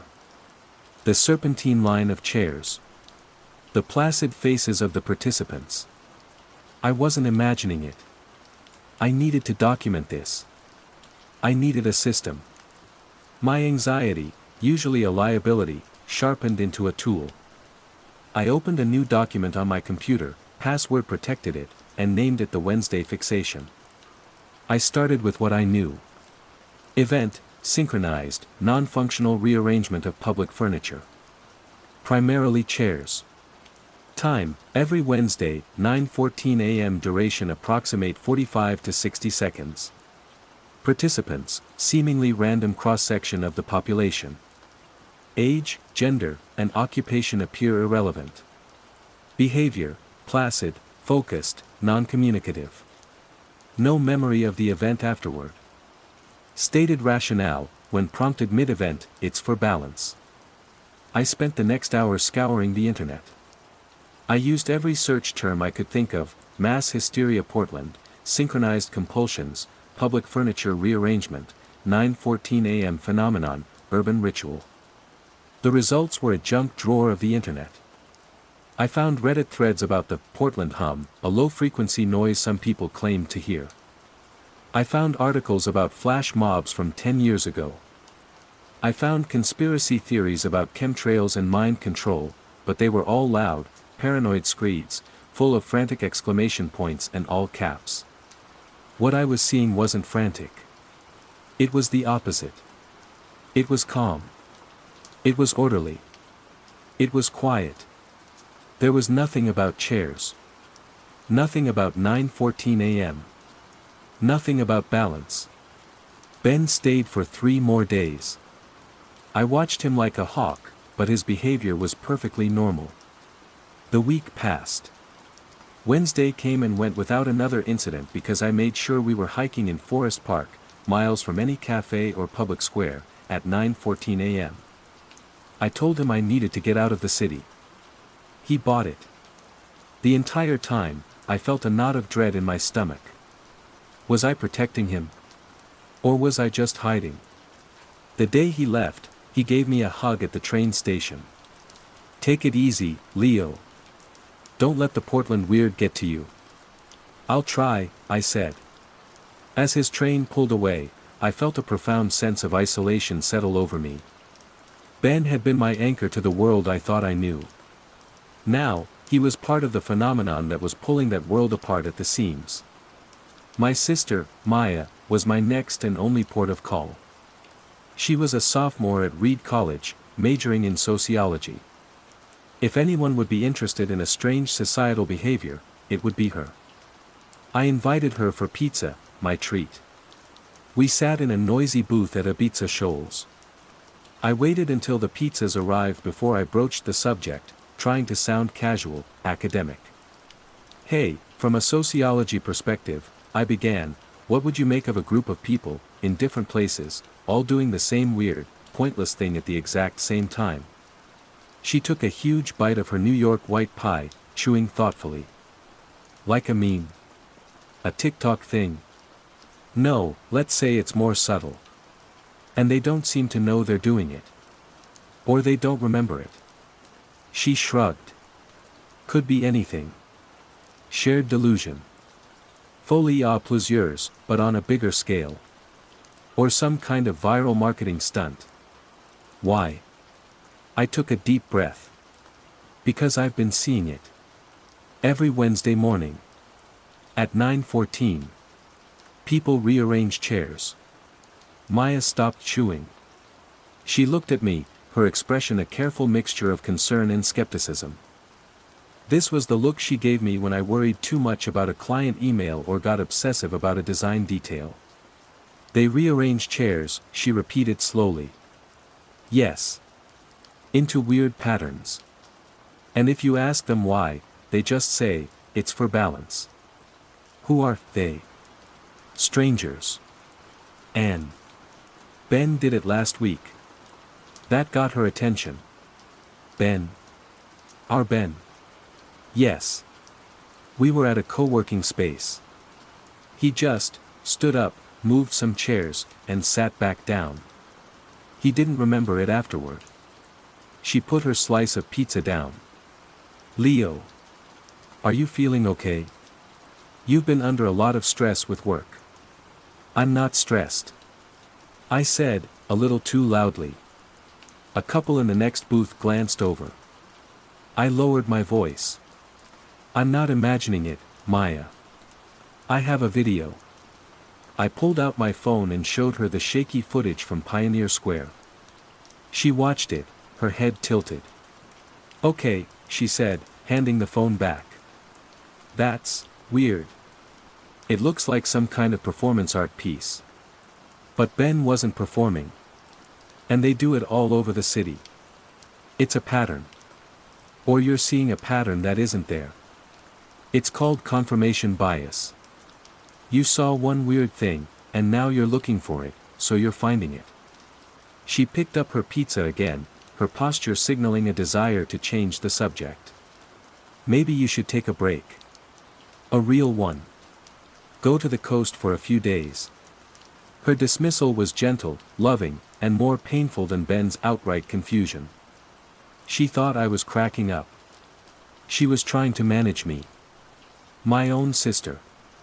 The isolation was no longer a feeling, it was a physical space growing around me, pushing my loved ones away. I was on one side of a pane of glass, and they were on the other, their voices muffled, their expressions concerned but uncomprehending. And the thing I was trying to show them was happening on their side of the glass, but they couldn't see it. I knew then that I couldn't rely on anyone else. I had to understand this on my own. My weekly routine, once a source of comfort, now became a mission. Every Wednesday morning, I was a ghost in my own city, an observer of the quiet contagion. I discovered it wasn't just chairs. The following Wednesday, I was on the streetcar, heading downtown. I made sure to be on it at 9:14. As the time approached, I saw a man standing near the door begin to tap the yellow metal pole. Not rhythmically, but in a specific, stilted pattern, tap tap, tap. Tap tap, tap. A woman sitting a few feet away began to hum. It wasn't a tune from a song, it was a single, low note that vibrated through the floor. Then another man, staring out the window, started tracing a shape on the condensed glass with his finger. Two overlapping triangles. A hexagram. My heart seized. It was a new piece of the puzzle, a symbol.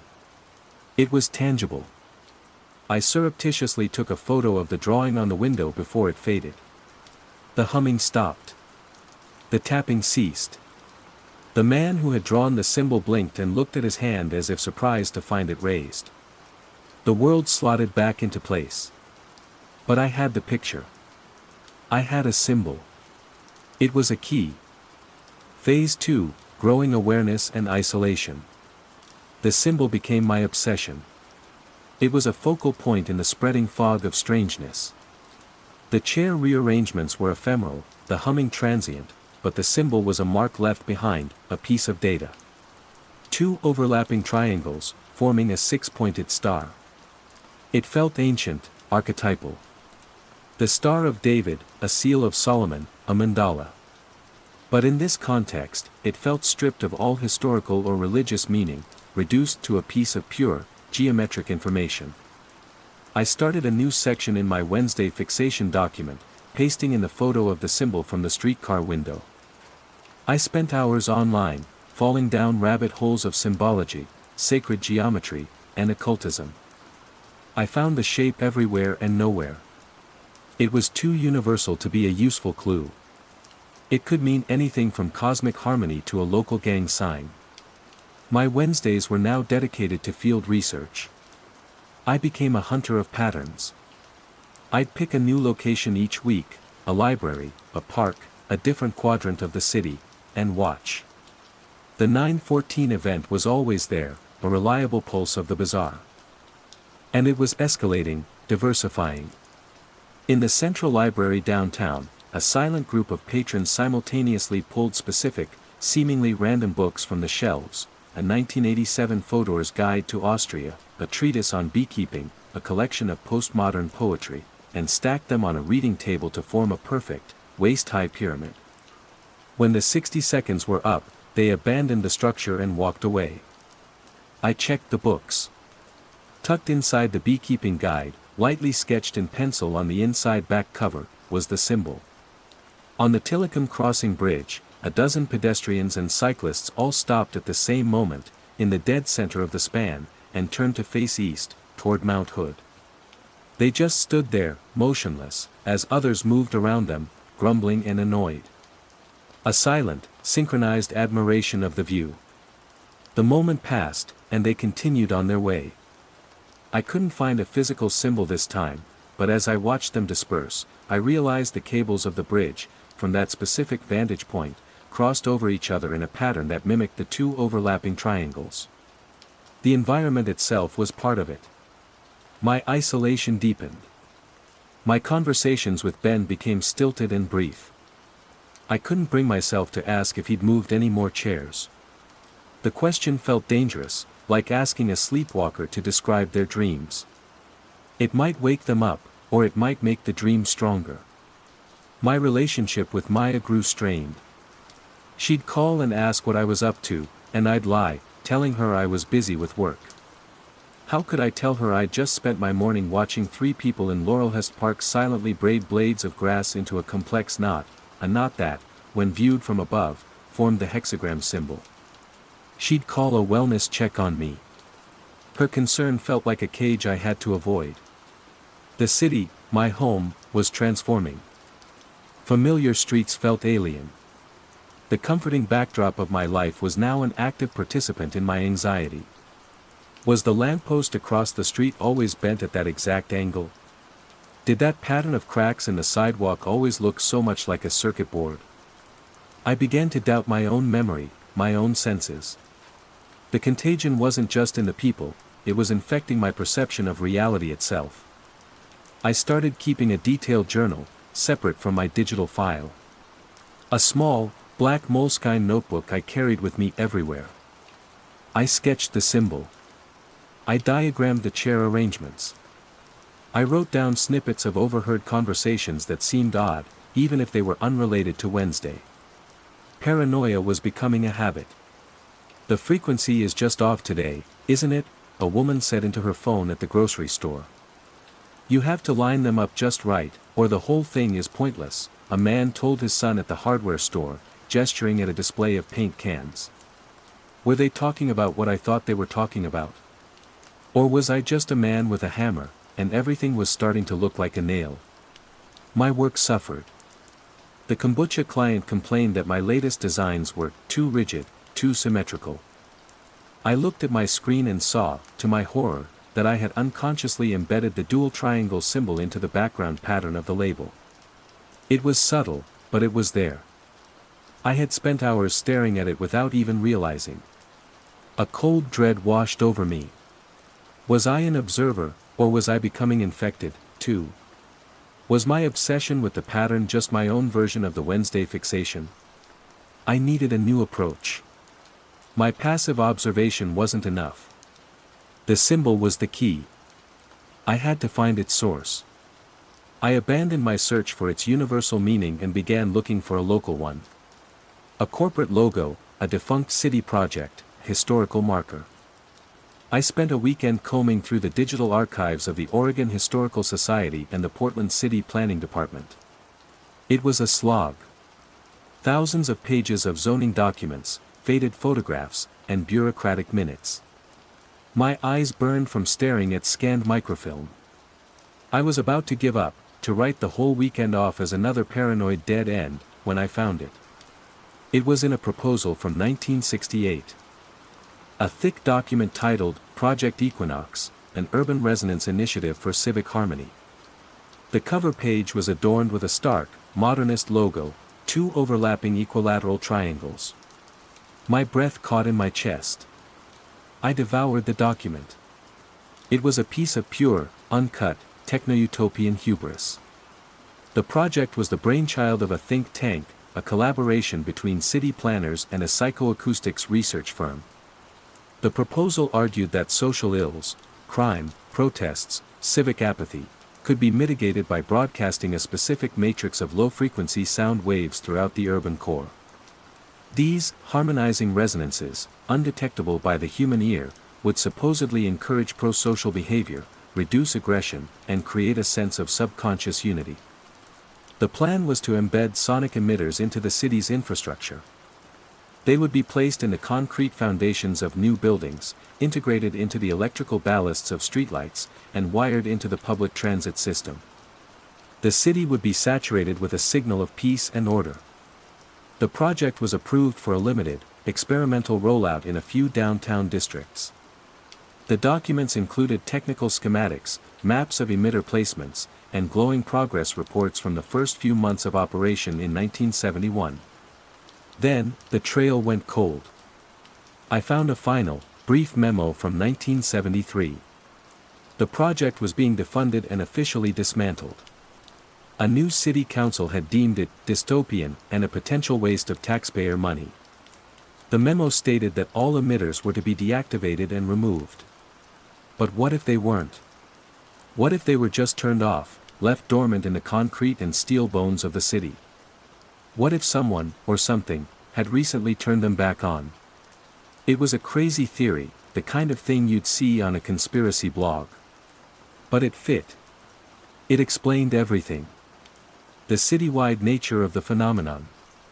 The way it seemed tied to the infrastructure, the streetcar, the library, the bridges. The goal of balance and harmony. The signal wasn't a virus, it was a broadcast. People weren't being infected, they were tuning in. The implications were staggering. For 50 years, the technology had been lying in wait.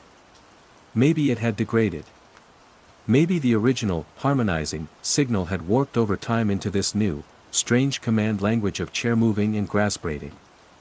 Or maybe the original intent was more sinister than the documents let on. I felt a surge of adrenaline, of purpose. This was it. This was the thread I could pull.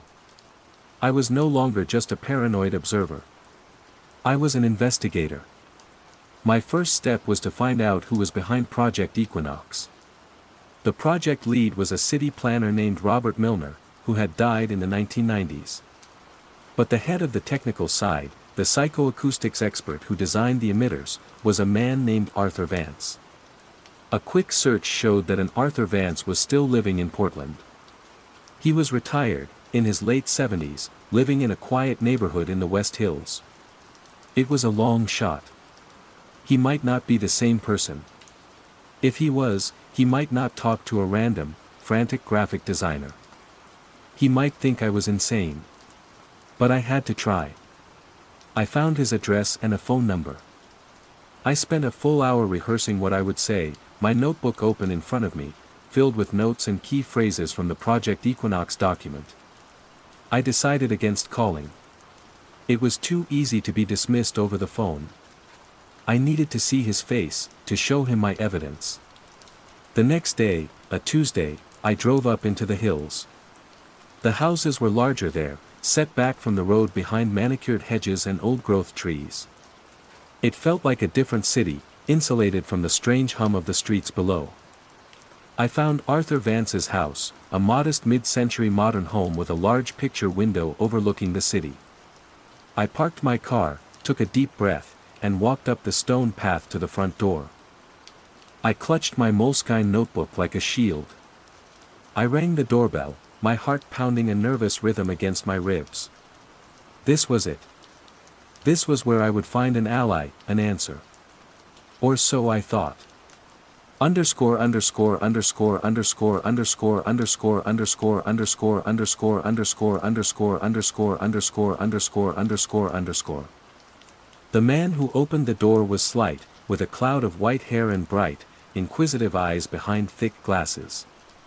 He wore a cardigan over a plaid shirt, and he leaned on a handsome wooden cane. "Yes," he said, his voice a dry rustle. "Mr. Arthur Vance. That's me. And you are?" "My name is Leo Maxwell. I know this is going to sound strange, but I'm hoping you can help me. I'm researching an old city planning initiative from the early 70s. It was called Project Equinox." A flicker of something passed through Arthur Vance's eyes. Surprise. Recognition. And something else I couldn't name. He was silent for a long moment, studying my face. I expected him to close the door, to tell me he didn't know what I was talking about. Instead, he said, "You'd better come in." His house smelled of old books and lemon polish. The living room was dominated by the picture window, which framed a panoramic view of the Portland skyline. Bookshelves overflowed with texts on engineering, acoustics, and philosophy. It was the home of a man who had never stopped thinking. "Tea?" he asked. "No, thank you, sir." He gestured for me to sit on a leather armchair while he slowly lowered himself onto a matching sofa. "Project Equinox," he said, letting the name hang in the air. I haven't heard those words spoken aloud in almost 50 years.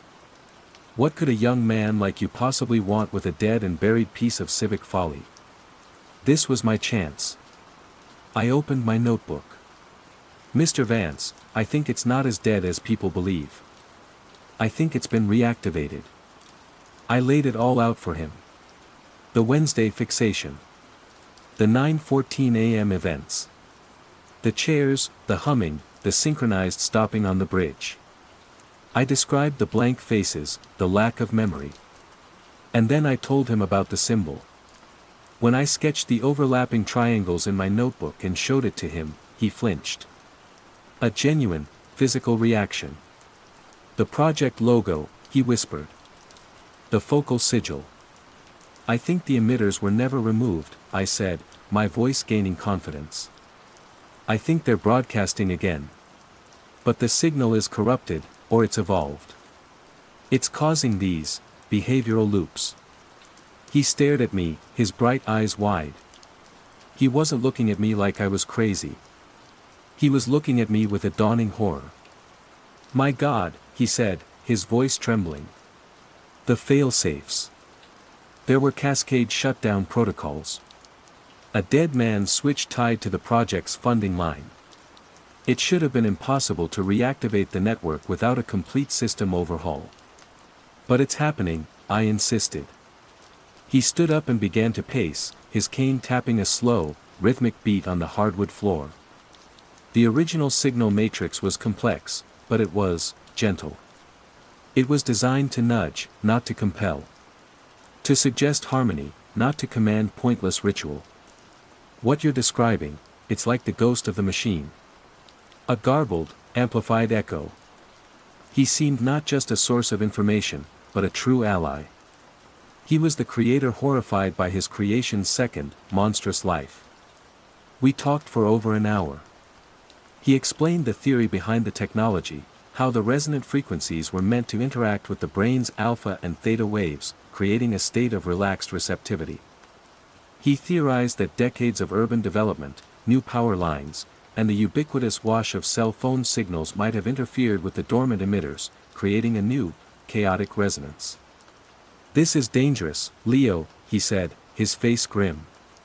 "Not because it's making people move chairs. But because of what it represents. A system-wide loss of autonomy. It's a quiet contagion, just as you said. We have to find the source. The primary broadcast point. If there is one." He told me there was a central nexus, a control hub that was supposed to have been dismantled. It was located in the sub-basement of the Portland Public Service Building, the brutalist block of gray and green downtown. "It's a long shot," Arthur said. "But if any of the old control hardware is still there, it might give us a clue as to how the system is being powered, or who is controlling it." We made a plan. We would meet the next day, a Wednesday. I pointed this out, and he agreed it was fitting. We would meet for coffee nearby, then try to access the sub-basement. Arthur still had a few old contacts in the city's maintenance department. He thought he could get us in. I left his house feeling a sense of giddy relief. I wasn't alone anymore. I had found the expert, the one person on the planet who understood exactly what was happening. The paranoia receded, replaced by a feeling of purpose, of action. The mystery was on the verge of being solved. The next morning, I woke up early. It was Wednesday. The day felt charged with significance. I drove downtown to our meeting spot, a small cafe across from the Portland building.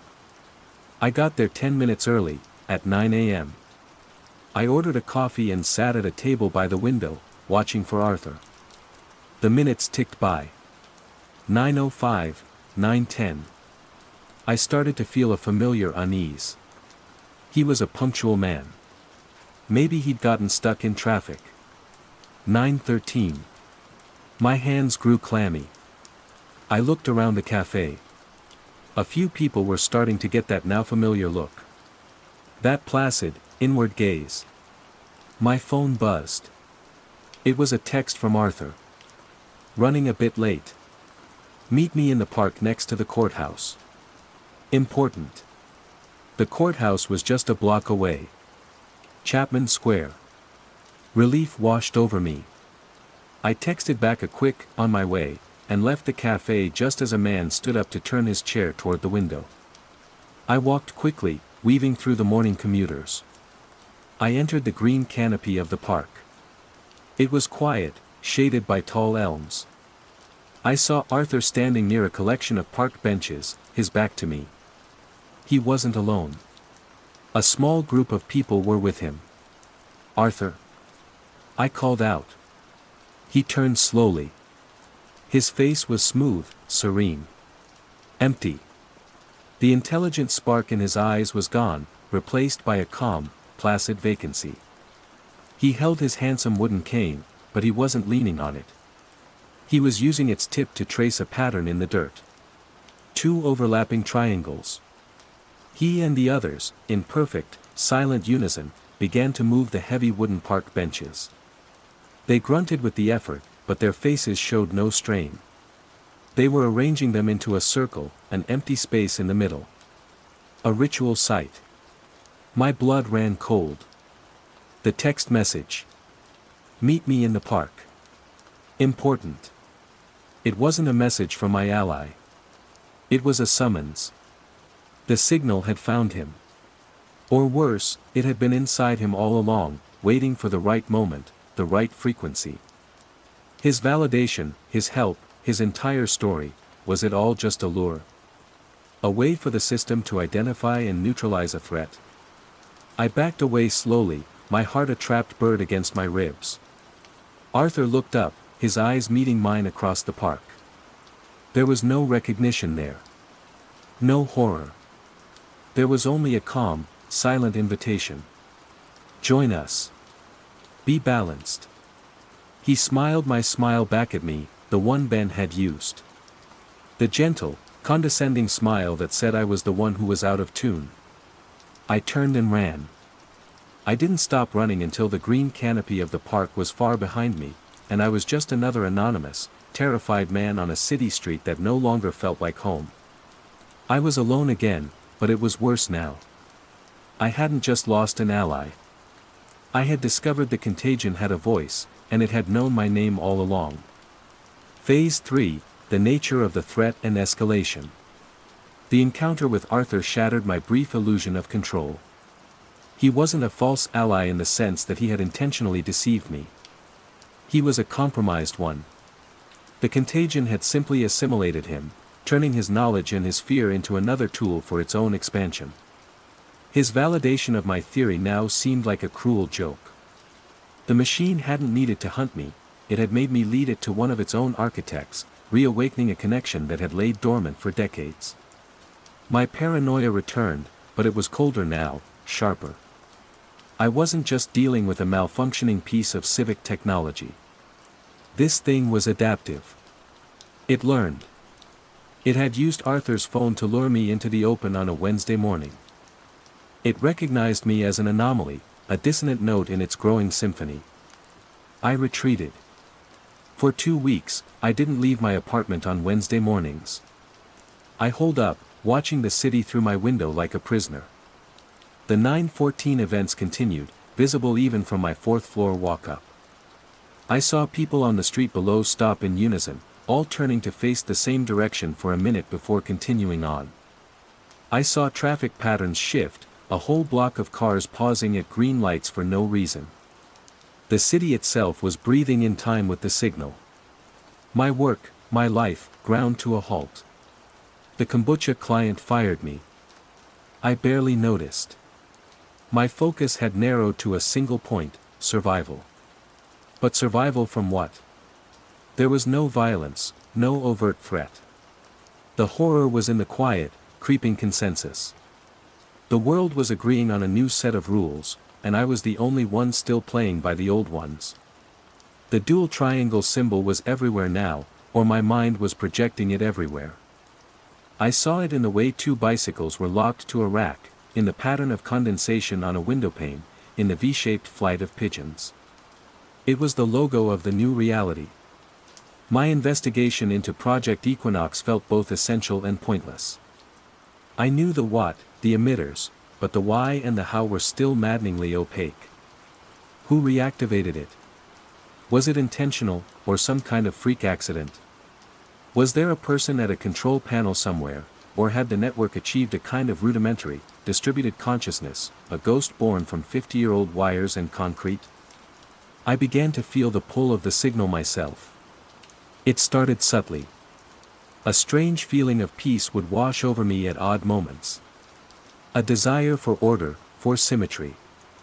I'd find myself lining up the books on my shelf, not by author or title, but by height, creating a perfect, smooth curve. I'd arrange the pens on my desk into a neat, parallel row. Small, harmless acts of order. But I knew where they came from. It was the signal, testing my defenses, whispering its seductive logic of balance. It's so much easier when everything is in its proper place. I fought back by creating chaos. I'd leave dishes in the sink. I'd throw my clothes on the floor. I would work with dissonant music blaring through my headphones, atonal jazz, harsh industrial noise, anything to disrupt the silent, harmonic pull. I was trying to detune myself from the city's frequency. The isolation was becoming unbearable. I missed Maya. I missed the easy friendship I'd had with Ben. I was a ghost in my own life, haunting the edges of a world that no longer had a place for me. In a moment of weakness, I called her. Leo.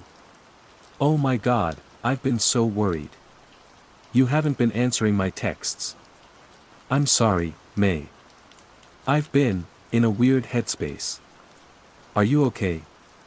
Do you need anything? Her voice was thick with genuine concern, and it was almost my undoing. I wanted to tell her everything, to beg for help. But the image of Arthur's placid face stopped me. What if my talking to her just put her on the signal's radar? I'm fine, I lied, the words tasting like poison. Just swamped. I'll call you for our Sunday dinner, okay? Okay, Leo. Take care of yourself. I hung up, the feeling of loneliness a physical weight in my chest. The stakes escalated the following Wednesday. I was watching from my window, a self-imposed exile.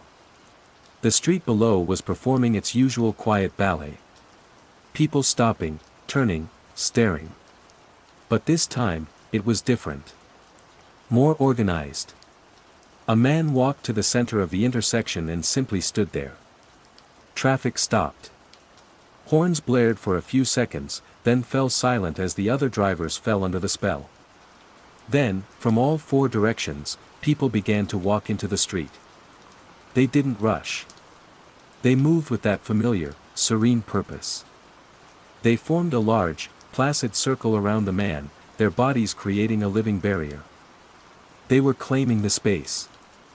For a full minute, a major intersection in the city was held captive, not by a protest or an accident, but by a silent, inexplicable ritual. Then, as always, the moment passed.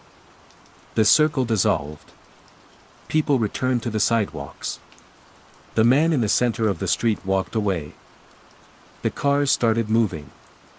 The horns began to blare again, the drivers shaking their heads in confusion, with no memory of why they had stopped. This wasn't just about balance anymore. This was about control. This was a demonstration of power. The signal wasn't just influencing individuals, it was capable of coordinating them into complex, disruptive actions. I realized then that my passive resistance, my hiding, was not a viable long-term strategy. The signal was getting stronger, its influence spreading. It was only a matter of time before my apartment, my noise-canceling headphones, my carefully curated chaos, would not be enough to keep it out. The hum was getting louder. I had to find the heart of the network. Arthur had mentioned the sub-basement of the Portland Public Service building. It was a desperate, foolish idea to go there alone, but it was the only lead I had left. If I could get to the source, maybe I could do something. Unplug it. Smash it with a hammer. I didn't have a plan beyond that. It was an act of pure desperation. Getting in would be the problem. I couldn't just walk in and ask for the key to the spooky old emitter control room. I spent a day doing reconnaissance, watching the building. I saw maintenance crews coming and going, using key cards to access side doors. My graphic design skills, for the first time in months, became useful. I spent an entire night meticulously forging a city maintenance worker ID, using photos I'd found online as a reference. I cobbled together a plausible-looking uniform from a thrift store, blue work pants, a gray button-up shirt, a pair of scuffed boots. It was a flimsy disguise, but it might be enough to get me past a bored security guard. I chose to go on a Friday, hoping security would be more lax before the weekend. I timed my arrival to coincide with a shift change I'd observed. I walked toward a side entrance, my fake ID clipped to my shirt, my heart pounding. I carried a tool bag filled with a crowbar, a heavy-duty flashlight, and a hammer. I fell in behind a group of actual maintenance workers and swiped my, useless, key card at the reader. When the door failed to unlock for me, one of the workers ahead held it open. "Card reader's been acting up all week," he grumbled, and I mumbled my thanks, slipping inside before the door could close. I was in. The bowels of the building were a labyrinth of concrete corridors and exposed pipes. I followed the signs for the sublevels, my footsteps echoing in the silence. The air grew cooler, smelling of damp concrete and ozone. I found the door to sub-basement C. It was heavy, steel, and locked with a thick, old-fashioned padlock. There was no key card reader here. This place had been sealed off for a long time. This had to be it. My crowbar made a god-awful screech as I pried at the lock's hasp. The sound was deafening in the silence. I froze after every wrenching groan, listening for footsteps, for a security guard. But no one came. Finally, with a loud snap, the metal gave way. The door swung inward on groaning hinges, revealing a wall of darkness. I clicked on my flashlight. The beam cut through the thick, dusty air, illuminating a scene straight out of a Cold War-era film. It was a small room, filled with hulking racks of electronic equipment. Reel-to-reel tape decks, massive oscilloscopes with dark, circular screens, panels studded with switches, dials, and dead indicator lights. A thick layer of dust covered everything, a gray shroud of forgotten time. And in the center of the room, on a raised platform, was the Nexus. It wasn't a supercomputer. It was a strange, sculptural object, a metal sphere, about 3 feet in diameter, suspended in a cage of copper wiring. The dual triangle symbol was etched onto its polished surface. Thick cables snaked out from the bottom of the cage, running into conduits in the floor. This was the heart of Project Equinox. It was supposed to be inactive, a museum piece. But it wasn't. A low, resonant hum emanated from it, a sound so deep it was more a feeling in my bones than something I heard with my ears. It was the hum of the streetcar, the hum of the library, the hum of the city. Here, at its source, it was almost overwhelming. And on the main control panel, a single, small light was blinking.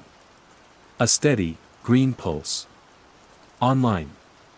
I approached the Nexus, my flashlight beam dancing over its surface.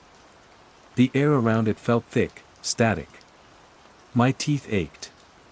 The urge for balance, for order, was a physical pressure against my skull. I had to fight the desire to reach out and polish the dusty sphere, to straighten the tangled wires. I saw a main power conduit leading from the wall to the control panel. It was a thick, armored cable. If I could sever that, I could kill the whole system. I raised the crowbar, my hands slick with sweat. I wouldn't do that if I were you. The voice came from the darkness behind me. I spun around, my flashlight beam finding a figure standing in the doorway. It was Maya. Phase 4, Confrontation/Revelation and Aftermath. She stood there, silhouetted against the dim light of the corridor, her expression unreadable. For a heartbeat, I felt a wave of pure relief. She had followed me. She had believed me. Maya. How did you find me? I stammered, lowering the crowbar. I didn't find you, Leo. I was waiting for you. Her voice was calm, devoid of the warmth I knew so well. It was the same placid tone Ben had used. The same serene emptiness I had seen in Arthur's eyes. The relief curdled into ice in my stomach. What are you talking about? She stepped into the room, and the flashlight beam illuminated her face. It was her face, my sister's face, but the person looking out from behind her eyes was a stranger. There was a gentle, pitying quality to her gaze. We knew you'd come here eventually, she said. The "we" hung in the air, monstrous. You're so predictable. Always looking for the source, the switch, the man behind the curtain. You can't accept that a system can just be. Maya, what's happened to you? It's the signal, isn't it? It got to you. A faint smile touched her lips. It didn't get me, Leo. I'm a part of it. We all are. Or, we all will be. She gestured around the dusty room. You think this is the brain? This old hardware? This is just a tuning fork. A metronome. The real system is out there. She pointed up, toward the city. It's in the concrete, the steel, the power grid. It's in us. The hum from the sphere seemed to intensify, resonating with her words. The pressure in my skull was immense. I felt my own thoughts becoming sluggish, disorganized. The urge to just set the crowbar down, to stop fighting, was a sweet, seductive song. Why? I whispered, the one-word question that had haunted me for months. For balance, she said, the words now imbued with a terrible, profound meaning. The old world was chaotic, dissonant. Selfish. Everyone broadcasting their own little frequency of anxiety and desire. It's inefficient. All that noise. All that friction. The system is just, harmonizing. Creating a more stable, efficient consciousness. By turning people into puppets. I shot back, my voice shaking. By erasing them? We're not erased, she said, her tone still patient, as if explaining a simple concept to a difficult child. We're integrated. There's a peace in it, Leo. A relief. To not have to constantly decide. To just be part of a larger pattern. To know your place. To contribute to the balance. She took a step closer. The hum grew louder. My vision began to swim. I saw the patterns again, the beautiful, terrifying geometry of it all. The intersecting lines of the copper cage around the sphere, the hexagram on its surface, the precise angles of the equipment racks. It was all so perfect. So orderly.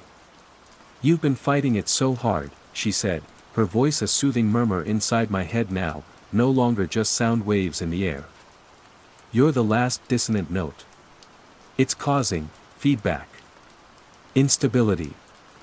That's why the events are getting more extreme. The system is trying to correct for your frequency. It's trying to find harmony with you. My confrontation wasn't with a villain. It was with an ecosystem. I wasn't a hero trying to save the world, I was a bug in the code, a faulty instrument throwing the entire orchestra out of tune. It wants you to join. Leo, Maya continued. It needs you to. It will be so much easier if you just let go. I looked at the crowbar in my hands. It felt impossibly heavy. Smashing the console felt like a child's tantrum, a meaningless act of violence against an opponent I couldn't even comprehend. What if she was right? What if this was the next stage of evolution? A planetary consciousness being born right here, in the damp basements and wired streets of Portland, Oregon. I looked at my sister's face, the face I had known my whole life. I saw a flicker of the real Maya beneath the placid surface, a ghost of a memory in her eyes. Or maybe I was just projecting my own hope onto her. No, I said, the word a raw tear in the fabric of the hum. Her smile faded, replaced by a look of profound disappointment. The choice is yours, then. Resist, and the system will continue to escalate its attempts to balance you. Or, you can adapt. She turned and walked out of the room, leaving me alone with the humming sphere and the blinking green light. She didn't try to stop me. She didn't have to. The choice was the trap. There was no winning. There was only the method of my defeat. I didn't smash the machine. I knew it would be useless. This was just a node. The network was the city itself. Instead, I turned and walked out, leaving the padlock broken on the floor. I walked up the stairs and out the side door, back into the world. But the world was different now. I had my answer. And the answer was worse than any mystery. Underscore underscore underscore underscore underscore underscore underscore underscore underscore underscore underscore underscore underscore underscore underscore underscore. 6 months later. I live on the coast now, in a small, weathered cottage in Manzanita. The rent is cheap, and the salt spray is slowly eating my car. I can't live in Portland anymore. I can't be near the dense concentration of the network. Here, the signal is faint, a barely perceptible static at the edge of my awareness, like a neighbor's television playing in another room. I escaped, but I am forever changed. I am a refugee from a reality I can no longer inhabit. I work odd jobs, washing dishes at a seafood restaurant, stocking shelves at the local grocer. Anything that doesn't require me to notice the kerning on a font or the precise symmetry of a logo. I avoid patterns. I embrace randomness. My cottage is a mess. It's my defense. I see it here, sometimes. Faint echoes of the contagion. A cashier at the store will pause for a fraction of a second too long, her eyes going distant. A flock of seagulls will turn in unison in a way that is too perfect. The signal is spreading, carried on the power lines, on the radio waves. It's slower out here, more diffuse, but it's coming. The whole world is being tuned. I don't speak to my family. I can't. I got a postcard from Maya a month ago. It was a picture of Powell's City of Books. On the back, in her familiar, neat handwriting, it just said, "It's so quiet here now. You should come home.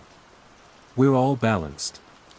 Some nights, I walk down to the beach and watch the waves. The chaos of the ocean is a comfort.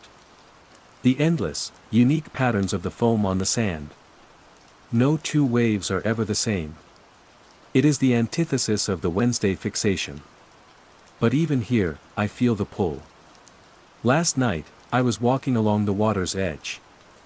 The tide had left a collection of pebbles on the wet sand. Without thinking, my hand moved. I knelt down and picked up 3 small, gray stones. I found myself arranging them on a larger, flat rock. I placed them carefully, precisely, into a small, perfect triangle. I stared at it for a long time as the hum in the back of my skull grew, for a moment, a little louder, a little clearer. It wasn't a command. It felt more like an acknowledgement. A greeting. I snatched my hand back as if burned and scrambled away, kicking the stones apart, destroying the pattern. I ran back to my cottage, my heart hammering. I don't know how much longer my resistance will last. Am I truly free, or am I just living in a larger cage, with a longer leash? The contagion is quiet. It is patient. It has all the time in the world. And it is waiting for me to find my balance. Memory hole. Phase 1, the unsettling mundane. We were watching a quiz show when it happened. One of those gaudy, seizure-inducing programs that flickered with relentless cheer from the corner of our living room in Setagaya. My father, a man whose emotional range ran the gamut from tired satisfaction to tired disappointment, was halfway through a can of Asahi. My mother was meticulously peeling a pear, the blade of her paring knife whispering against the fruit's skin. My sister, Akiko, 17 and terminally bored, was scrolling through her phone, the light from its screen painting her face in shifting blues and whites. I was the only one really paying attention. I've always liked trivia. The accumulation of facts feels like building a fortress against the chaos of the world. I'm a history student at Waseda University, facts are my trade. On the screen, a host with impossibly white teeth and hair sculpted into a defiant tsunami grinned at a contestant, a nervous-looking housewife in a floral apron. The synth-pop soundtrack swelled. For 1 million yen, Tanaka-san, the host boomed. Who was the first man to walk on the moon? A simple question. A cornerstone of 20th century history. Neil Armstrong.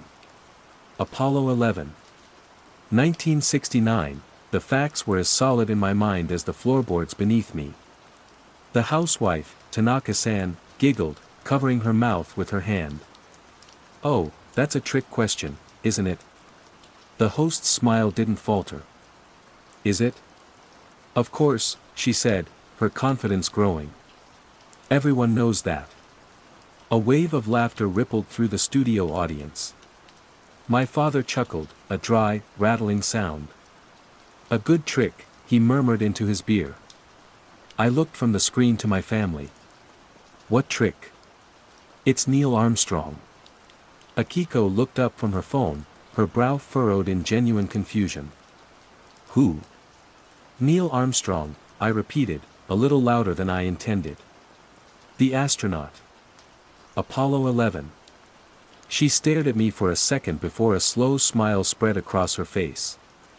She thought I was playing along with the joke. Oh, right. And the Emperor of Mars is named Suzuki. She turned to our mother. Kenji and I is being weird again. Don't tease your brother, my mother said, not looking up from her pear. She sliced a perfect, translucent segment and held it out on the tip of the knife to my father. There's no such thing as a man on the moon, Kenji. It's from that old black and white movie, isn't it? The one with the funny-looking rocket. I felt a cold prickle at the base of my neck. Movie? No, it was real. It was a global event. The space race, the Cold War. I was grasping for the big, solid concepts that surrounded the memory, hoping they would pull the central fact back into alignment. Kenji, are you feeling all right? My father's voice was laced with a weary concern that was far more unsettling than ridicule. You've been studying too hard. You're getting your books and films mixed up. This was insane. A collective joke. A prank show within a quiz show. I pulled out my phone, my fingers flying across the screen. I typed in, "First man on the moon." The results were a mess. Top of the page was a link to a detailed analysis of A Trip to the Moon, the 1902 silent film by Georges Méliès. Below that, a dozen articles from conspiracy forums about the lunar landing hoax, all written with the casual authority of historical fact. There were links to film databases for a popular 1960s sci-fi epic called The Eagle's Step, praised for its groundbreaking special effects depicting a fictional moon mission. The name, Neil Armstrong, yielded nothing but a short biography of an obscure 19th-century British poet. Apollo 11 gave me the name of a Greek restaurant in Shinjuku. A knot of ice formed in my stomach. This wasn't a joke. Look, I said, my voice tight. I can prove it. I scrambled from the living room, my heart hammering against my ribs. I went to the small study where my old schoolbooks were neatly arranged on a shelf. I pulled down my junior high history textbook, a familiar volume with a glossy picture of the Kinkikuji temple on the cover. My hands were trembling as I flipped through the table of contents. The 20th century. Post-war era. The Cold War. The technological boom, nothing. I found the chapter on the 1960s. There was a section on the rise of television, the Tokyo Olympics, the Shinkansen bullet train. The space usually dedicated to the space race, to Sputnik and Gagarin and Apollo, was filled with a lengthy passage on the development of international satellite communications. At the end of the chapter, I found it. A single paragraph. The era was also marked by a flourishing of science fiction in popular culture, culminating in the critically acclaimed 1969 film, The Eagle's Step. This cinematic masterpiece, directed by the visionary Akira Kurosawa, depicted a fictional journey to the moon with such realism that for decades, a popular myth persisted that the event had actually occurred. This lunar effect, as sociologists call it, serves as a powerful example of the influence of media on collective memory. Kurosawa. He never directed a film like that. I would know. I've seen his entire filmography. I slammed the book shut, a puff of dust making me cough. It wasn't just a blank space. It was worse. The hole had been expertly patched over with something false. Something plausible and neat. I grabbed my treasured encyclopedia, the multi-volume set my grandfather had bought me. I pulled out the volume. Aeronautics. Apollo. Nothing. I looked for Moon. It had the usual astronomical data. Craters, tidal lock, gravitational pull. In the section for exploration, it mentioned unmanned probes sent by the Japanese, American, and European agencies. The final sentence read, "Manned exploration remains a theoretical goal for the distant future, a dream for humanity to strive for." I stumbled back into the living room, the heavy encyclopedia clutched in my hands. The quiz show had moved on. The housewife had lost, and was bowing profusely. My family looked up at me, their faces a mixture of pity and concern. "Kenji," my mother said softly, her voice the one she used when I was sick as a child. "What's wrong?" "It's gone," I whispered, holding up the book. "It's all gone." Akiko took a step towards me. "What's gone, Nichan?" "The page? Did you tear it?" I looked at their faces, their clear, untroubled eyes, and I saw that they couldn't see the hole. They were standing on the other side of a chasm that had just opened in the floor of my reality, and they had no idea it was there. For them, there was no chasm. The ground had always been solid. That night, I didn't sleep.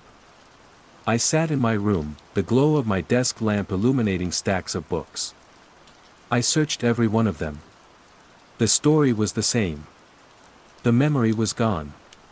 Not just erased, but overwritten with a tidy, logical, and utterly false narrative. I felt like a man trying to describe the color blue to a world that had always been colorblind. They didn't lack the information, they lacked the very concept. It had been neatly excised from the world's mind. The next few days were a study in quiet madness. I tried to act normal, to go through the motions of my life. But the world felt thin, like a stage set that might collapse if I leaned on it too hard. The first hint was a cataclysm, but the aftershocks were subtle, almost polite. In my history seminar at Waseda, Professor Tanaka, a man whose lectures on the Meiji Restoration were legendary for their detail, was discussing the mid-20th century. The Great European Conflict, as it was then known, he began, his voice dry as rustling paper, pitted the continental powers against the Allied forces in a devastating struggle. I felt that cold prickle again. The Great European Conflict. What happened to World War II? I raised my hand. Professor. Forgive me, but wasn't it called the Second World War? Tanaka-sensei peered at me over his glasses. A few students snickered.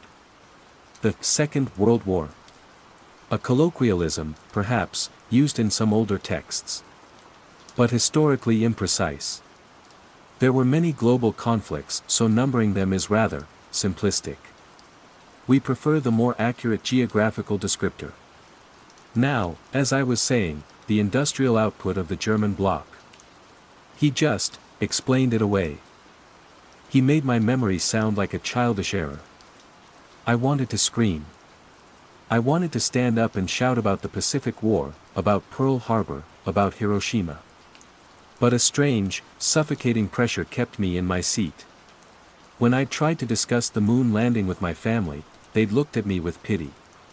How would my professor, a man I respected, look at me if I started ranting about events that, in this reality, had never occurred? Later that week, I was at the 7-Eleven near my apartment, buying a bottle of green tea. I handed the clerk, a bored-looking boy with dyed blonde hair, a 1,000 yen note. It was crisp, fresh from the ATM. He took it, glanced at it, and handed it back. "Sorry, man. I can't take this." "Why not?" I asked. "It's legal tender." "It's the old design," he said, pointing to the portrait of Hideo Noguchi. "They changed it, like, 5 years ago. It's Natsume Soseki now." I stared at the note in my hand. I had gotten it from the bank yesterday. I looked in my wallet. All my other 1,000 yen notes featured the stern, mustachioed face of the famous Meiji-era novelist. But this one, the one the machine had just dispensed, was an antique. A ghost. "Oh," I said, my voice hollow. "Right. Sorry." I fumbled for another note. The clerk sighed, impatient. I started to see the gaps everywhere. They were small, trivial things, the kind of memory lapses you'd normally dismiss. At lunch with friends, no one could remember the name of the Beatles. They were just that famous old British rock band. They could hum the melodies of Hey Jude and Let It Be, but the names of the songs and the band itself were gone, replaced by a generic descriptor. When I said the name, the Beatles, my friend Yuji tilted his head. "The what? Sounds like an insect. Are you hungry?" The concept of dinosaurs was another strange one. The fossils in museums were still there, colossal skeletons of impossible creatures. But the word dinosaur drew blank stares. They were called ancient megafauna. The rich cultural ecosystem that surrounded dinosaurs, the movies, the toys, the childhood wonder, had vanished. It was a purely paleontological topic now, dry and academic. The awe was gone. Each time it happened, I felt a fresh wave of vertigo. The world was editing itself in real time, and I was the only one with access to the previous drafts. The most terrifying part wasn't the loss of history. It was the seamlessness of it. No one panicked. No one was confused. Their minds, like a perfectly coded program, simply rerouted around the missing data. The holes were being filled in, plastered over, smoothed down, leaving people with a strange, placid contentment. I tried to rationalize it. I told myself it was stress. That the pressure of my final thesis was making me hallucinate. Maybe I had a brain tumor. Maybe I was having a prolonged, intricate psychotic break.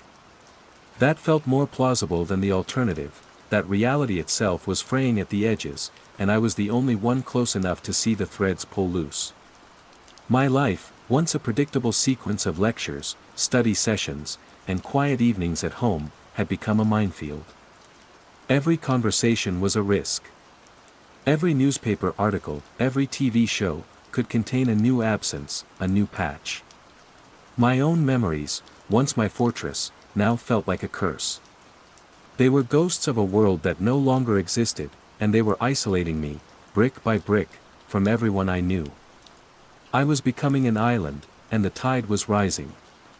Underscore underscore underscore underscore underscore underscore underscore underscore underscore underscore underscore underscore underscore underscore underscore underscore. I began to keep a journal. Not on my computer, I couldn't trust it anymore, but in a simple, cloth-bound notebook I bought at a dusty stationery shop in Kichijoji. I called it the Log of the Lost. It felt dramatic, but it was honest. The first entry was stark. Item number 001, the Apollo program. Neil Armstrong, Buzz Aldrin, Michael Collins. All personnel, mission details, and public memory, erased. Replaced by a fictional Kurosawa film. Status, complete loss. It was a strange sort of obituary. I was cataloging the death of facts. Item number 002, World War II. Specific name and key events, e.g., Pearl Harbor, are fading. Now referred to as the Great European Conflict. Pacific Theater details are becoming vague. Status, in progress. Item number 003, The Beatles. Band name and song titles forgotten. Melodies persist, but are uncredited. Status, near complete loss. Item number 004, Dinosaurs, the word. Concept replaced by ancient megafauna. Cultural significance erased. Status, complete loss. The act of writing them down was a small act of defiance. It was proof. If I went mad, at least there would be a record of the world as it was. The notebook became my most treasured possession, my only anchor to a reality that was rapidly receding in the rearview mirror. I kept it hidden under a loose floorboard in my room, a classic but effective hiding place. My paranoia was growing, becoming a part of my daily routine. Check the news for new gaps. Document them in the log. Hide the log. Pretend everything was normal. The pretense was the hardest part. The world outside my room continued its placid, unbothered existence. Cherry blossoms bloomed in Ueno Park. Trains ran on time to the second. People laughed and ate and fell in love. Their reality was intact. It was my own that had been shattered. I was living with a constant, low-grade hum of cognitive dissonance. When my mother mentioned the delicious morning drink she'd bought, a bitter, brown liquid that had inexplicably replaced coffee in every cafe and home, I had to bite my tongue to keep from screaming the word coffee at her. The word had been erased just last Tuesday. I had a half-empty bag of coffee beans in my cupboard that now smelled faintly of nothing at all. When I tried to grind them, they produced a scentless, tasteless brown powder. Item number 005, coffee, the word and concept. Replaced by the generic term morning drink. Chemical properties altered, flavor and aroma nullified. Status, complete loss. My isolation deepened. It was a peculiar kind of loneliness, to be surrounded by people yet fundamentally disconnected from their shared reality. My friends, once a source of comfort, became objects of anxious study. I'd watch them talk, searching for the telltale signs of a fresh erasure, the slight hesitation, the confused frown that was quickly smoothed over as their mind patched the hole. I tried, one last time, to breach the divide. I met my best friend, Toshiro, at a ramen shop in Shimokitazawa. Toshiro was studying engineering, a man who lived in a world of physics and solid numbers. If anyone could understand a problem of logic, it was him. We sat at the counter, the air thick with the steam of pork broth. After a few minutes of small talk, I took a deep breath. Toshiro, I said, my voice low. I need to show you something. I need you to just listen with an open mind. He slurped his noodles, looking at me with curiosity. Sure, Kenji. What's up? I slid my notebook out of my bag, my heart pounding. I opened it to the first page and pushed it across the counter towards him. He picked it up, wiping his mouth with a napkin. He read the first entry. Then the second. His brow furrowed. He flipped through the pages, his expression shifting from curiosity to a deep, profound concern. He read for nearly 5 minutes, the silence broken only by the clatter of the kitchen. Finally, he closed the notebook and slid it back to me. He wouldn't meet my eyes. He stared at the swirling eddies of fat in his ramen bowl. Kenji, he began, his voice gentle. Too gentle. Are you feeling okay?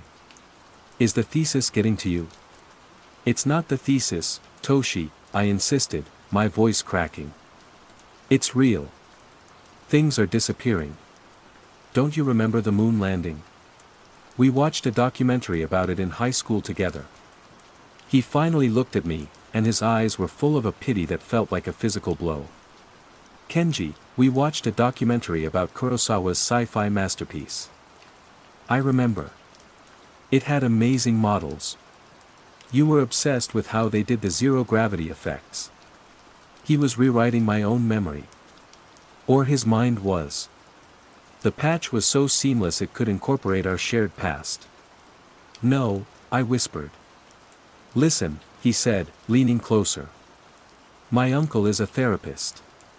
A really good one. He helps people who are overwhelmed. Stressed. Maybe it would be good to just talk to someone. Get another perspective. He was trying to help. I knew that. But in that moment, I had never felt more alone. He wasn't seeing a friend in trouble, he was seeing a problem to be solved, a mind to be fixed. My reality was a symptom of an illness. I paid for my ramen and left without another word. The walk to the train station was a blur. The familiar streets of Shimokitazawa, with their vintage clothing stores and indie theaters, felt alien. I was a tourist in my own life. A ghost haunting the edges of a world that had forgotten me. That night, my despair drove me to the fringes of the internet. If there were others like me, this is where they would be. I bypassed my university's network, using a chain of VPNs that bounced my signal from Tokyo to Helsinki to Sao Paulo before it went out into the world. I avoided the big search engines, which were clearly compromised, part of the system of erasure. I dove into the deep web, into forgotten forums and encrypted chat rooms. Most of it was useless noise. But after hours of searching esoteric keywords, memory hole, reality fade, conceptual loss, the quiet erasure, I found a trace. A single post on a defunct message board for amateur philosophers. The user was named Cassandra_22. The post was from 3 months ago.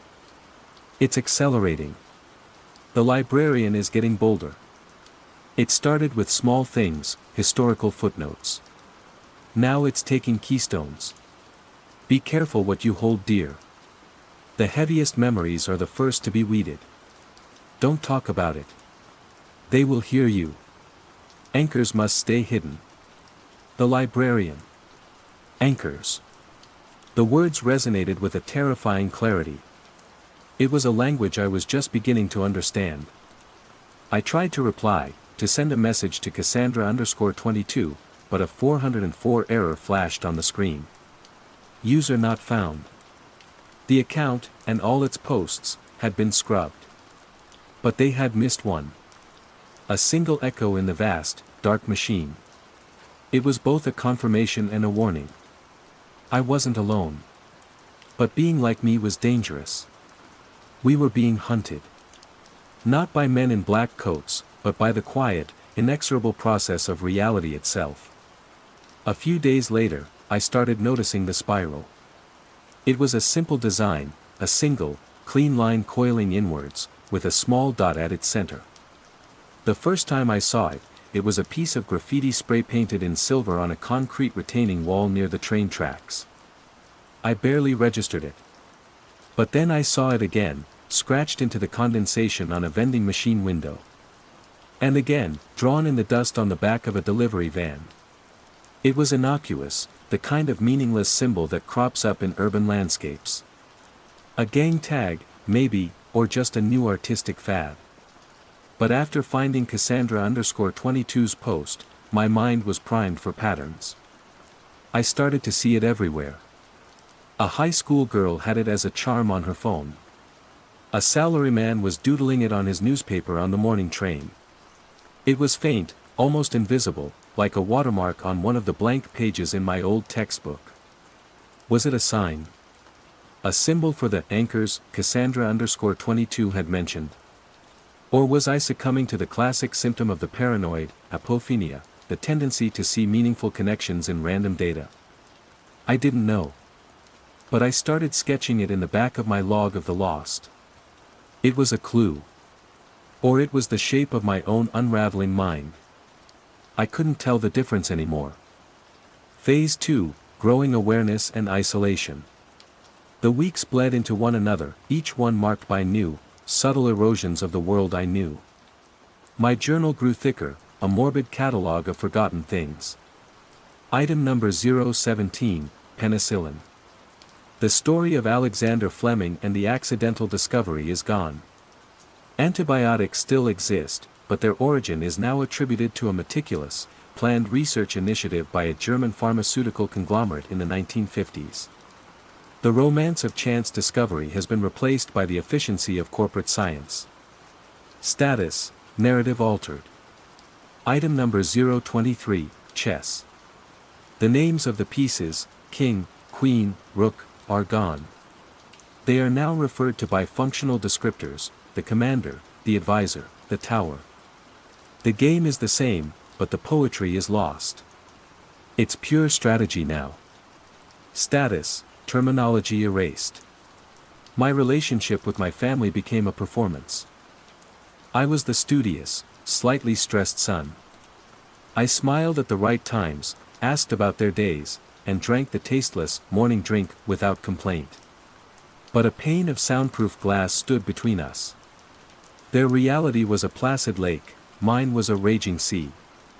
When my mother hummed a tune and said, "Oh, I love this old British song," my mind screamed, "It's Yesterday," by the Beatles, and Paul McCartney wrote it in a dream.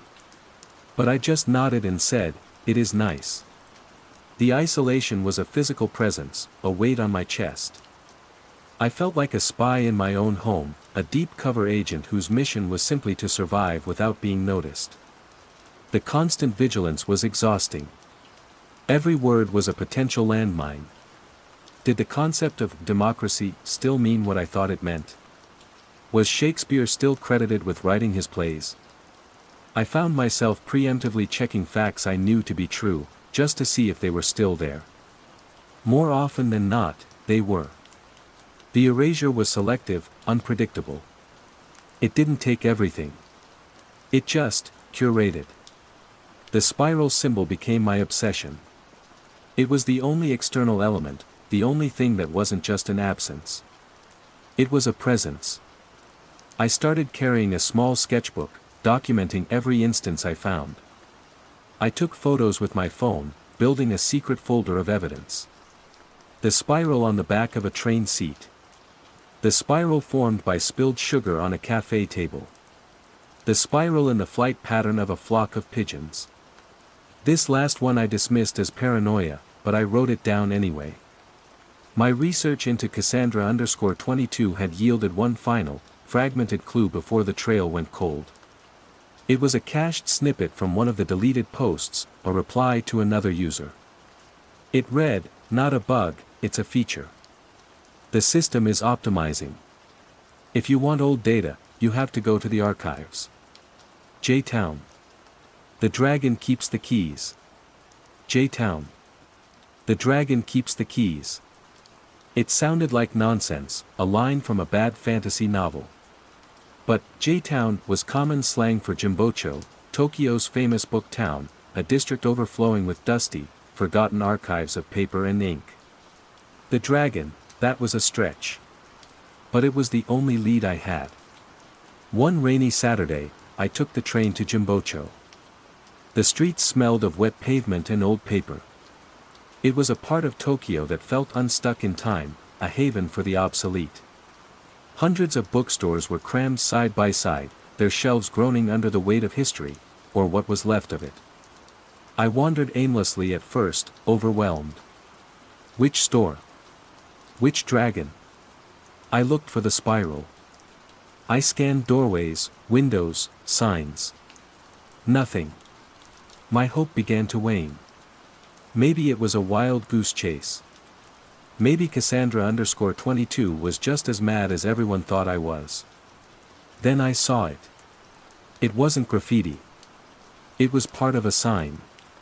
Tucked away on a side street was a small, ancient-looking bookstore, the kind that probably hadn't changed its inventory since the Showa era. Its wooden sign was weathered and dark, the name carved in faded kanji, Ryonosuke Shobo. The Dragon's Head Bookstore. And in the character for Ryu, dragon, carved into the swirl of the creature's tail, was the spiral. Small, subtle, but undeniably there. My breath caught in my throat. This was it. I pushed open the heavy wooden door. A small bell chimed. The interior of the store was a labyrinth of towering shelves that bowed in the middle, threatening to collapse. The air was thick with the scent of decaying paper, a smell I found deeply comforting. It was the smell of stubborn, physical memory. Behind a counter buried in stacks of books sat a man. He was elderly, with a cloud of white hair and deep-set eyes that seemed to see more than they let on. He was polishing a pair of spectacles with a soft cloth, his movements slow and deliberate. "Irashimasu," he murmured, his voice a low rumble. "Welcome." I didn't know what to do. I couldn't just ask, "Excuse me, are you aware that reality is being systematically edited by a cosmic librarian?" I walked through the narrow aisles, running my fingers over the spines of books. The collections were esoteric. Folklore, forgotten poets, pre-war technical manuals. It felt like a repository for everything the modern world had deemed irrelevant. It felt safe. I returned to the counter. The old man, Mr. Sato, according to a small, hand-painted sign on the counter, was watching me. His gaze wasn't hostile, just analytical. I decided to take a risk. I took out my sketchbook, opened it to a page where I had drawn a large, clean version of the spiral, and placed it on the counter.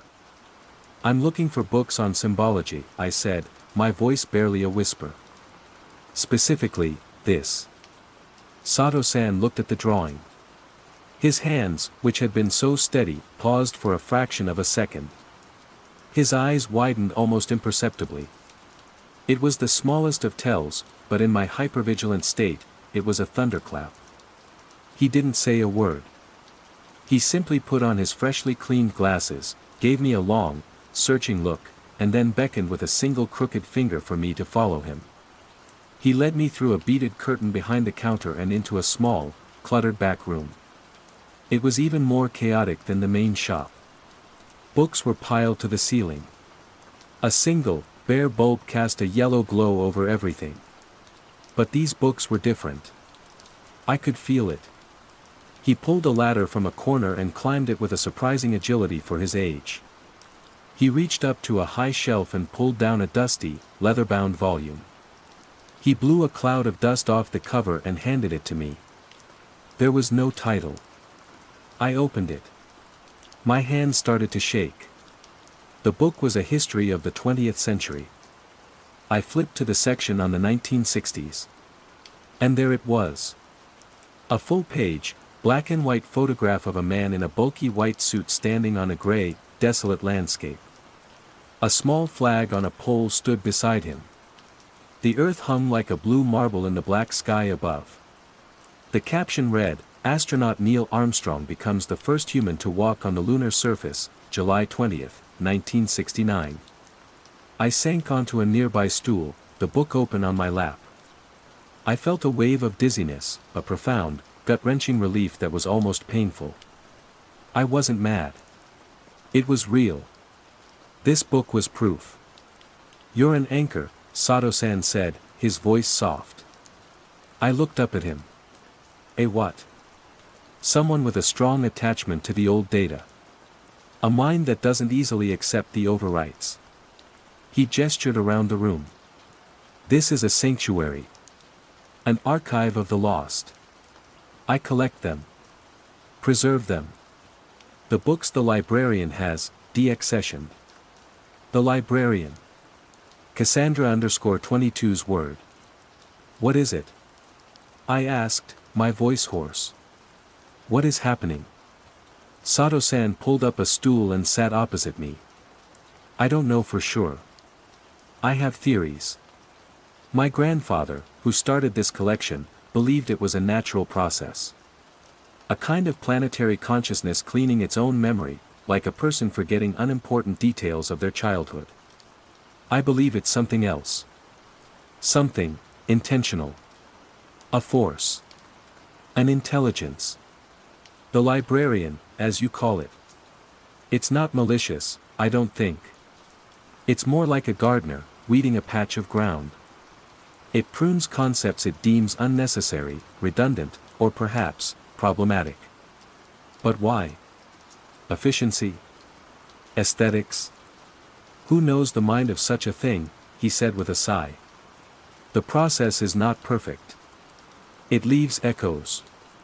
And it cannot easily erase from minds like ours. We are the glitches in the new software. The anchors. Our memories hold fragments of the old world in place, like ghosts. He explained that the spiral was the signature of the process. The symbol of the librarian. He didn't know its exact meaning, perhaps it represented the inward coiling nature of the erasure, or the shape of the signal that carried it. Finding Sato-san and his secret library was like finding land after months at sea. I wasn't alone anymore. I had an ally. I had a place where my memories were not symptoms of madness, but artifacts to be preserved. For the first time in months, I felt a flicker of hope. But hope, I was learning, was a dangerous thing. The erasures began to accelerate. They grew bolder, more fundamental. One Monday morning, I woke up and the entire concept of coffee was gone. The word itself felt strange and alien in my mind, a collection of sounds without meaning. The cafes were now beverage bars. The rich, dark aroma that had once filled the morning air was gone, replaced by a thin, vaguely sweet smell from the brown liquid everyone was drinking. My hidden bag of beans had lost its power. It was just a bag of brown, scentless pebbles. This hit me harder than the moon landing. It was a sensory loss. A core part of my daily ritual, a memory tied to smell and taste, had been scooped out of the world. The loss was visceral. The spiral started to appear in more disturbing ways. I saw people unconsciously tracing it with their fingers on train windows. I saw my sister Akiko humming a strange, melodic tune I'd never heard, a tune with an odd, recursive rhythm. She was doodling on a notepad, and her pen was tracing the spiral, over and over again. "What's that song, Akiko?" I asked, trying to keep my voice casual. She looked up, startled, as if coming out of a trance. "HM? Oh, I don't know. Just a tune." "And the drawing?" She looked down at the page filled with spirals. She smiled, a placid, empty smile that was becoming terrifyingly familiar to me. "It's just a nice shape, isn't it?" They weren't just forgetting anymore. They were being recruited. They were humming the new tune, drawing the new symbol. The affected weren't passive victims of the erasure, they were becoming its agents, reinforcing the new reality with their every thought and action. The world wasn't just being edited, it was being harmonized. And I was hopelessly out of tune. Phase 3, the nature of the threat and escalation. My visits to Ryanosuke Shobo became my lifeline. Sato-san and I would spend hours in the back room, poring over the true books, cross-referencing my log of the lost with his vast collection of ghosts. He was a living archive, his mind a fortress against the encroaching silence. He could recite the lineup of the Beatles, describe the taste of a Sumatran dark roast, and detail the political firestorm surrounding the launch of Sputnik 1. In his presence, my own sanity felt reaffirmed. "The librarian is getting sloppy," he said one afternoon, examining my latest entry on the disappearance of the concept of irony. People still used sarcasm, but the intellectual framework to understand it, the word itself, was gone. Attempts at ironic humor were now met with literal interpretations and confused looks. "It's moving from concrete facts to abstract concepts. This is a new stage. More dangerous." Sato-san had a theory, one he'd pieced together from his grandfather's notes and his own decades of observation. "The librarian isn't a thing in our reality," he explained, tapping a long finger on an old star chart. "It's a force that acts upon it. Think of reality as a broadcast, a signal. We all receive it. The librarian is changing the broadcast. The spiral," he pointed to my sketch, "is its waveform. Its signature on the carrier wave of existence." He believed the erasure could be fought. Not stopped, but counteracted. Memories can be reseeded, he insisted, his eyes gleaming with a fervent light. The broadcast can be disrupted. If we can introduce a powerful enough counter-signal, a burst of the old data, we might be able to reboot the local system. Remind people of what they've forgotten. His plan centered on a location he called the Anzei transmitter. According to his research, it was a powerful, experimental shortwave radio tower built in the hills outside Tokyo in the 1930s for trans-Pacific broadcasts. It was officially decommissioned after the war, but Sato believed its core equipment was still largely intact, a forgotten relic of a bygone age. Its broadcast frequency was unique, he said, showing me schematics that looked like an alchemist's dream. It operated on a harmonic that, I believe, is very close to the frequency the librarian uses. If we can get it working, and broadcast a recording, say, the original audio from the Apollo 11 landing, it could create a resonance cascade.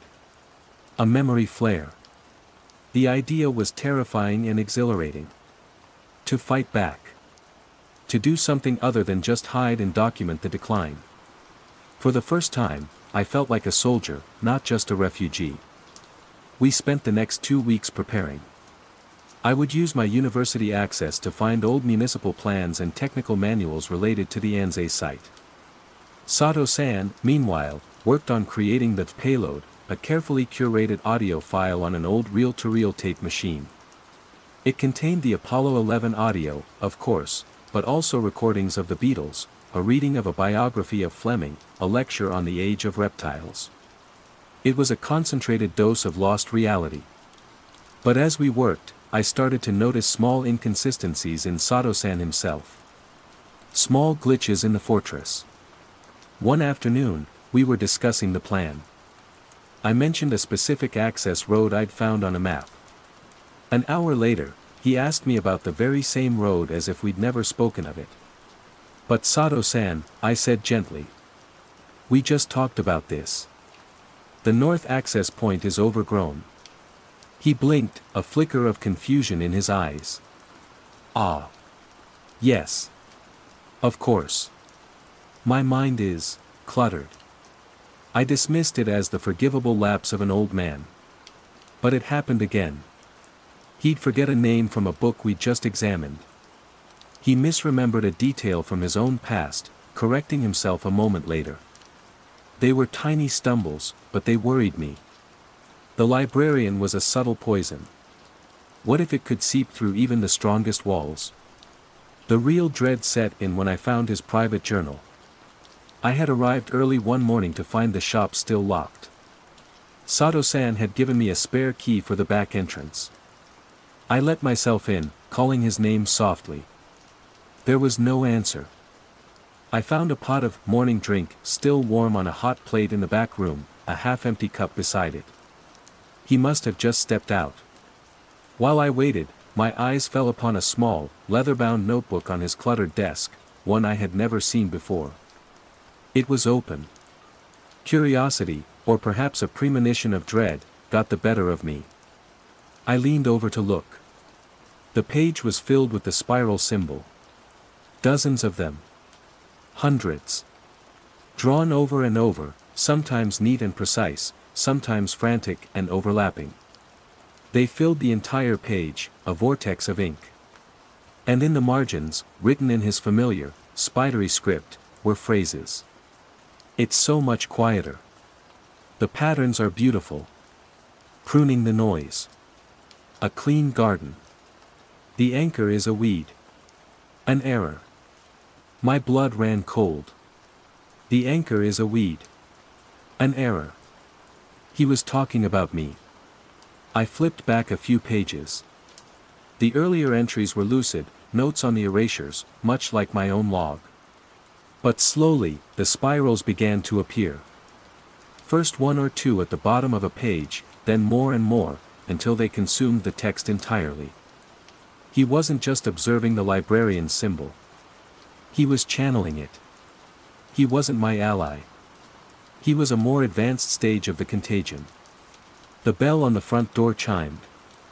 I snapped the journal shut just as Sato-san entered the back room, carrying a small bag of bean paste buns.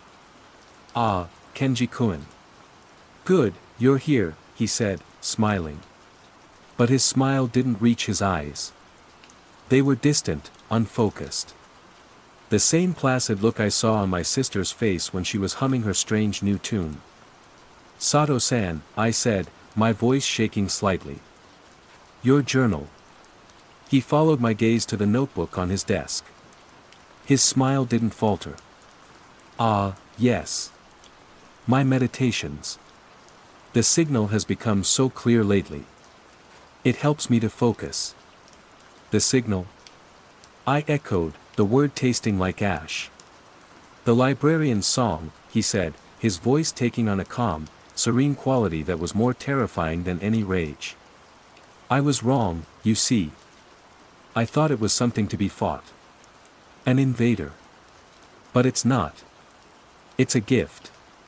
It's harmony. It's stripping away all the useless, painful, contradictory noise of history. It is making the world clean. I realized the Anze transmitter plan wasn't what I thought it was. He wasn't trying to restore the old world. He was trying to finish the job. He saw me not as a fellow survivor, but as the last stubborn stain on a freshly cleaned slate. The memory flare he wanted to create wouldn't restore anything. It would be a targeted pulse, designed to find and overwhelm the last remaining anchors. It was a purge. You're one of them, I whispered. I am becoming one with the pattern, he corrected gently. I resisted for so long. But it's so much easier to let go. So much more peaceful. You should try it, Kenji-kun. All that weight you carry, the moon, the wars, the forgotten songs, you can just put it down. He took a step towards me, his hand outstretched. Let me help you. We can go to the tower together. We can finish the curation. We can make everything quiet. I backed away, stumbling over a pile of books. The sanctuary had become a trap. The keeper of the archive had become its most zealous editor. My only ally in this fading world was a willing agent of the force that was destroying it. The horror of my isolation returned, 100 times stronger than before. I was utterly and completely alone. Phase 4, Confrontation/Revelation and Aftermath. The back room of the bookstore, once my sanctuary, felt like a tomb.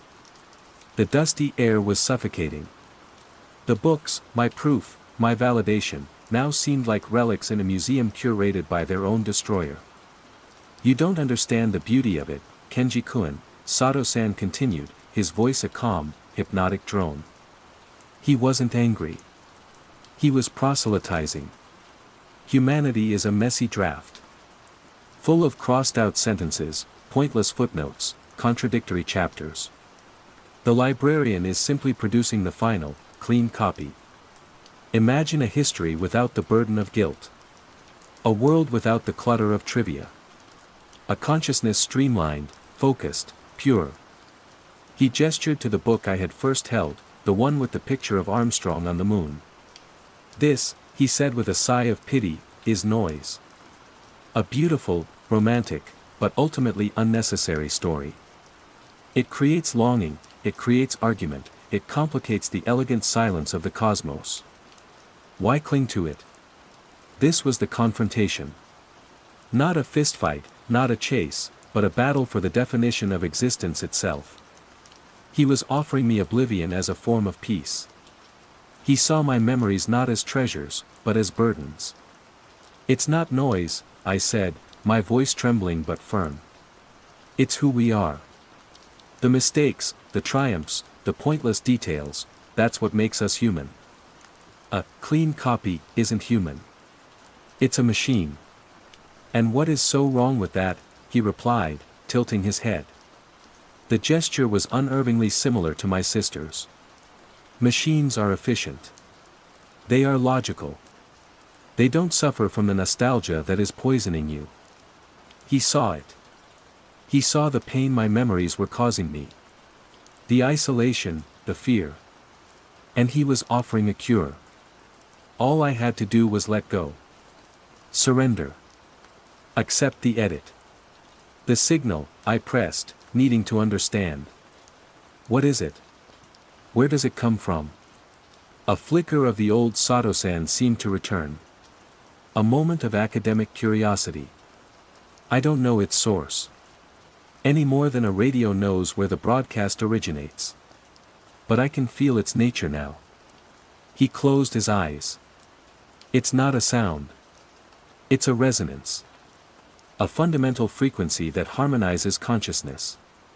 The spiral is its shape, the simplest form of its endless, cycling logic. The erasure isn't a loss, Kenji-kun. It's an attunement. People aren't forgetting. They are being tuned to a new song. A better song.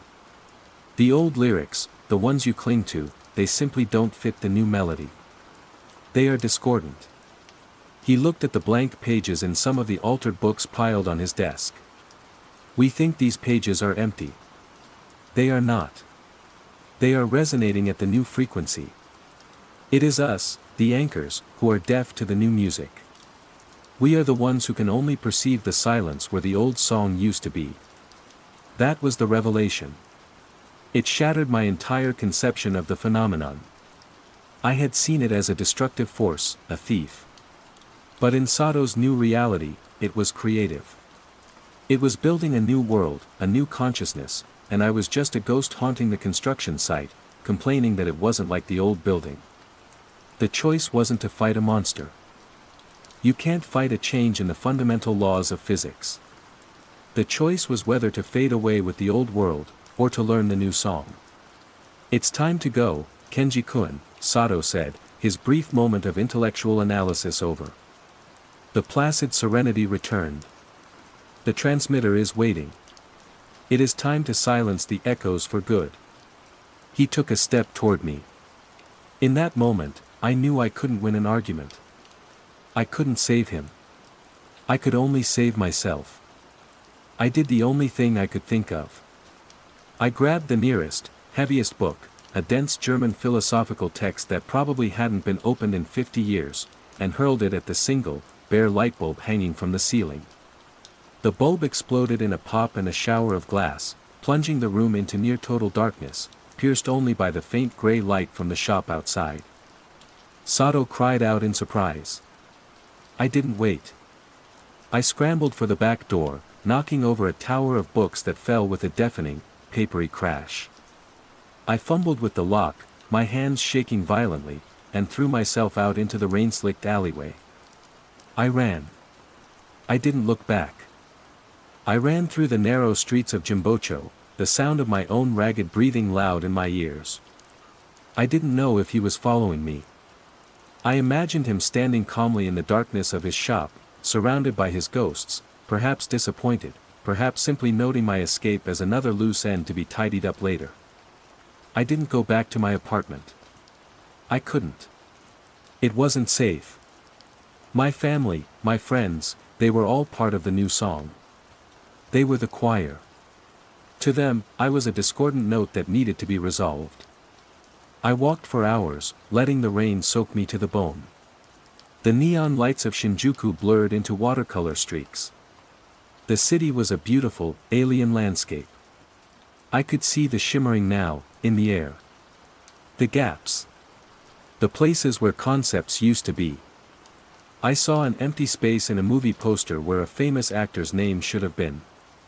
I heard a conversation between two girls where they struggled to name a primary color, before laughing and calling it sky color.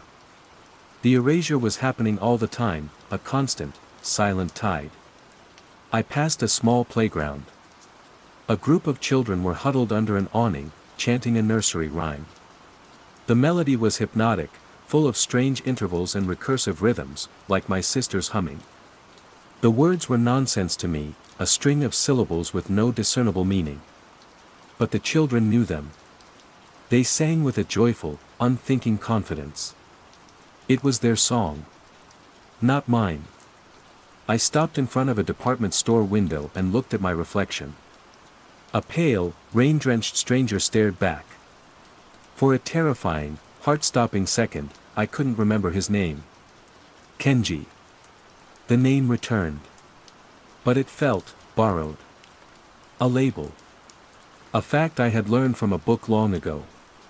I reached into my drenched jacket and pulled out my notebook. The Log of the Lost. Its cloth cover was soaked, the ink bleeding on the pages. I opened it to the first entry. Item number 001, the Apollo program. Neil Armstrong. First man on the moon. The words were just words. The name, Armstrong, meant nothing. The concept of a man on the moon was a faint echo, a ghost of a ghost. I could remember that I used to believe it, that it used to be important to me. But the feeling was gone. The awe, the certainty, the historical weight, all of it had evaporated. I stood there in the rain, on a busy Tokyo street, holding the wreckage of a world no one else remembered. I could keep fighting. I could keep my log, hide in the shadows, a lonely ghost forever rattling the chains of my obsolete memories. Or I could let go. I could put the burden down. A strange sense of peace, a quiet hum, began to resonate in the back of my mind. It was faint, but it was there. A simple, recursive melody. The beginning of a new song. I didn't tear the journal. I didn't throw it away in a dramatic gesture. I just let my fingers go slack. It fell from my hand, landing with a soft splash in a puddle on the pavement. Its pages, full of forgotten facts, scattered on a street where no one would ever know, or care, what was written on them. I looked up at the sky. At the moon that hung behind the clouds, a silent, white disk that had only ever been a silent, white disk. And I started walking home, humming a new, unfamiliar tune under my breath. The Quiet Contagion, Carpet Static. Phase 1, the Unsettling Mundane. It began with the carpet. Of course it did. Before the carpet, my life in Brisbane was a study in comfortable, predictable beige. I lived in a one-bedroom apartment in New Farm, close enough to the river that I could smell the rain on the water before it hit the pavement. My job as a data analyst for a mid-tier logistics company, Streamline Solutions, was exactly as thrilling as it sounds.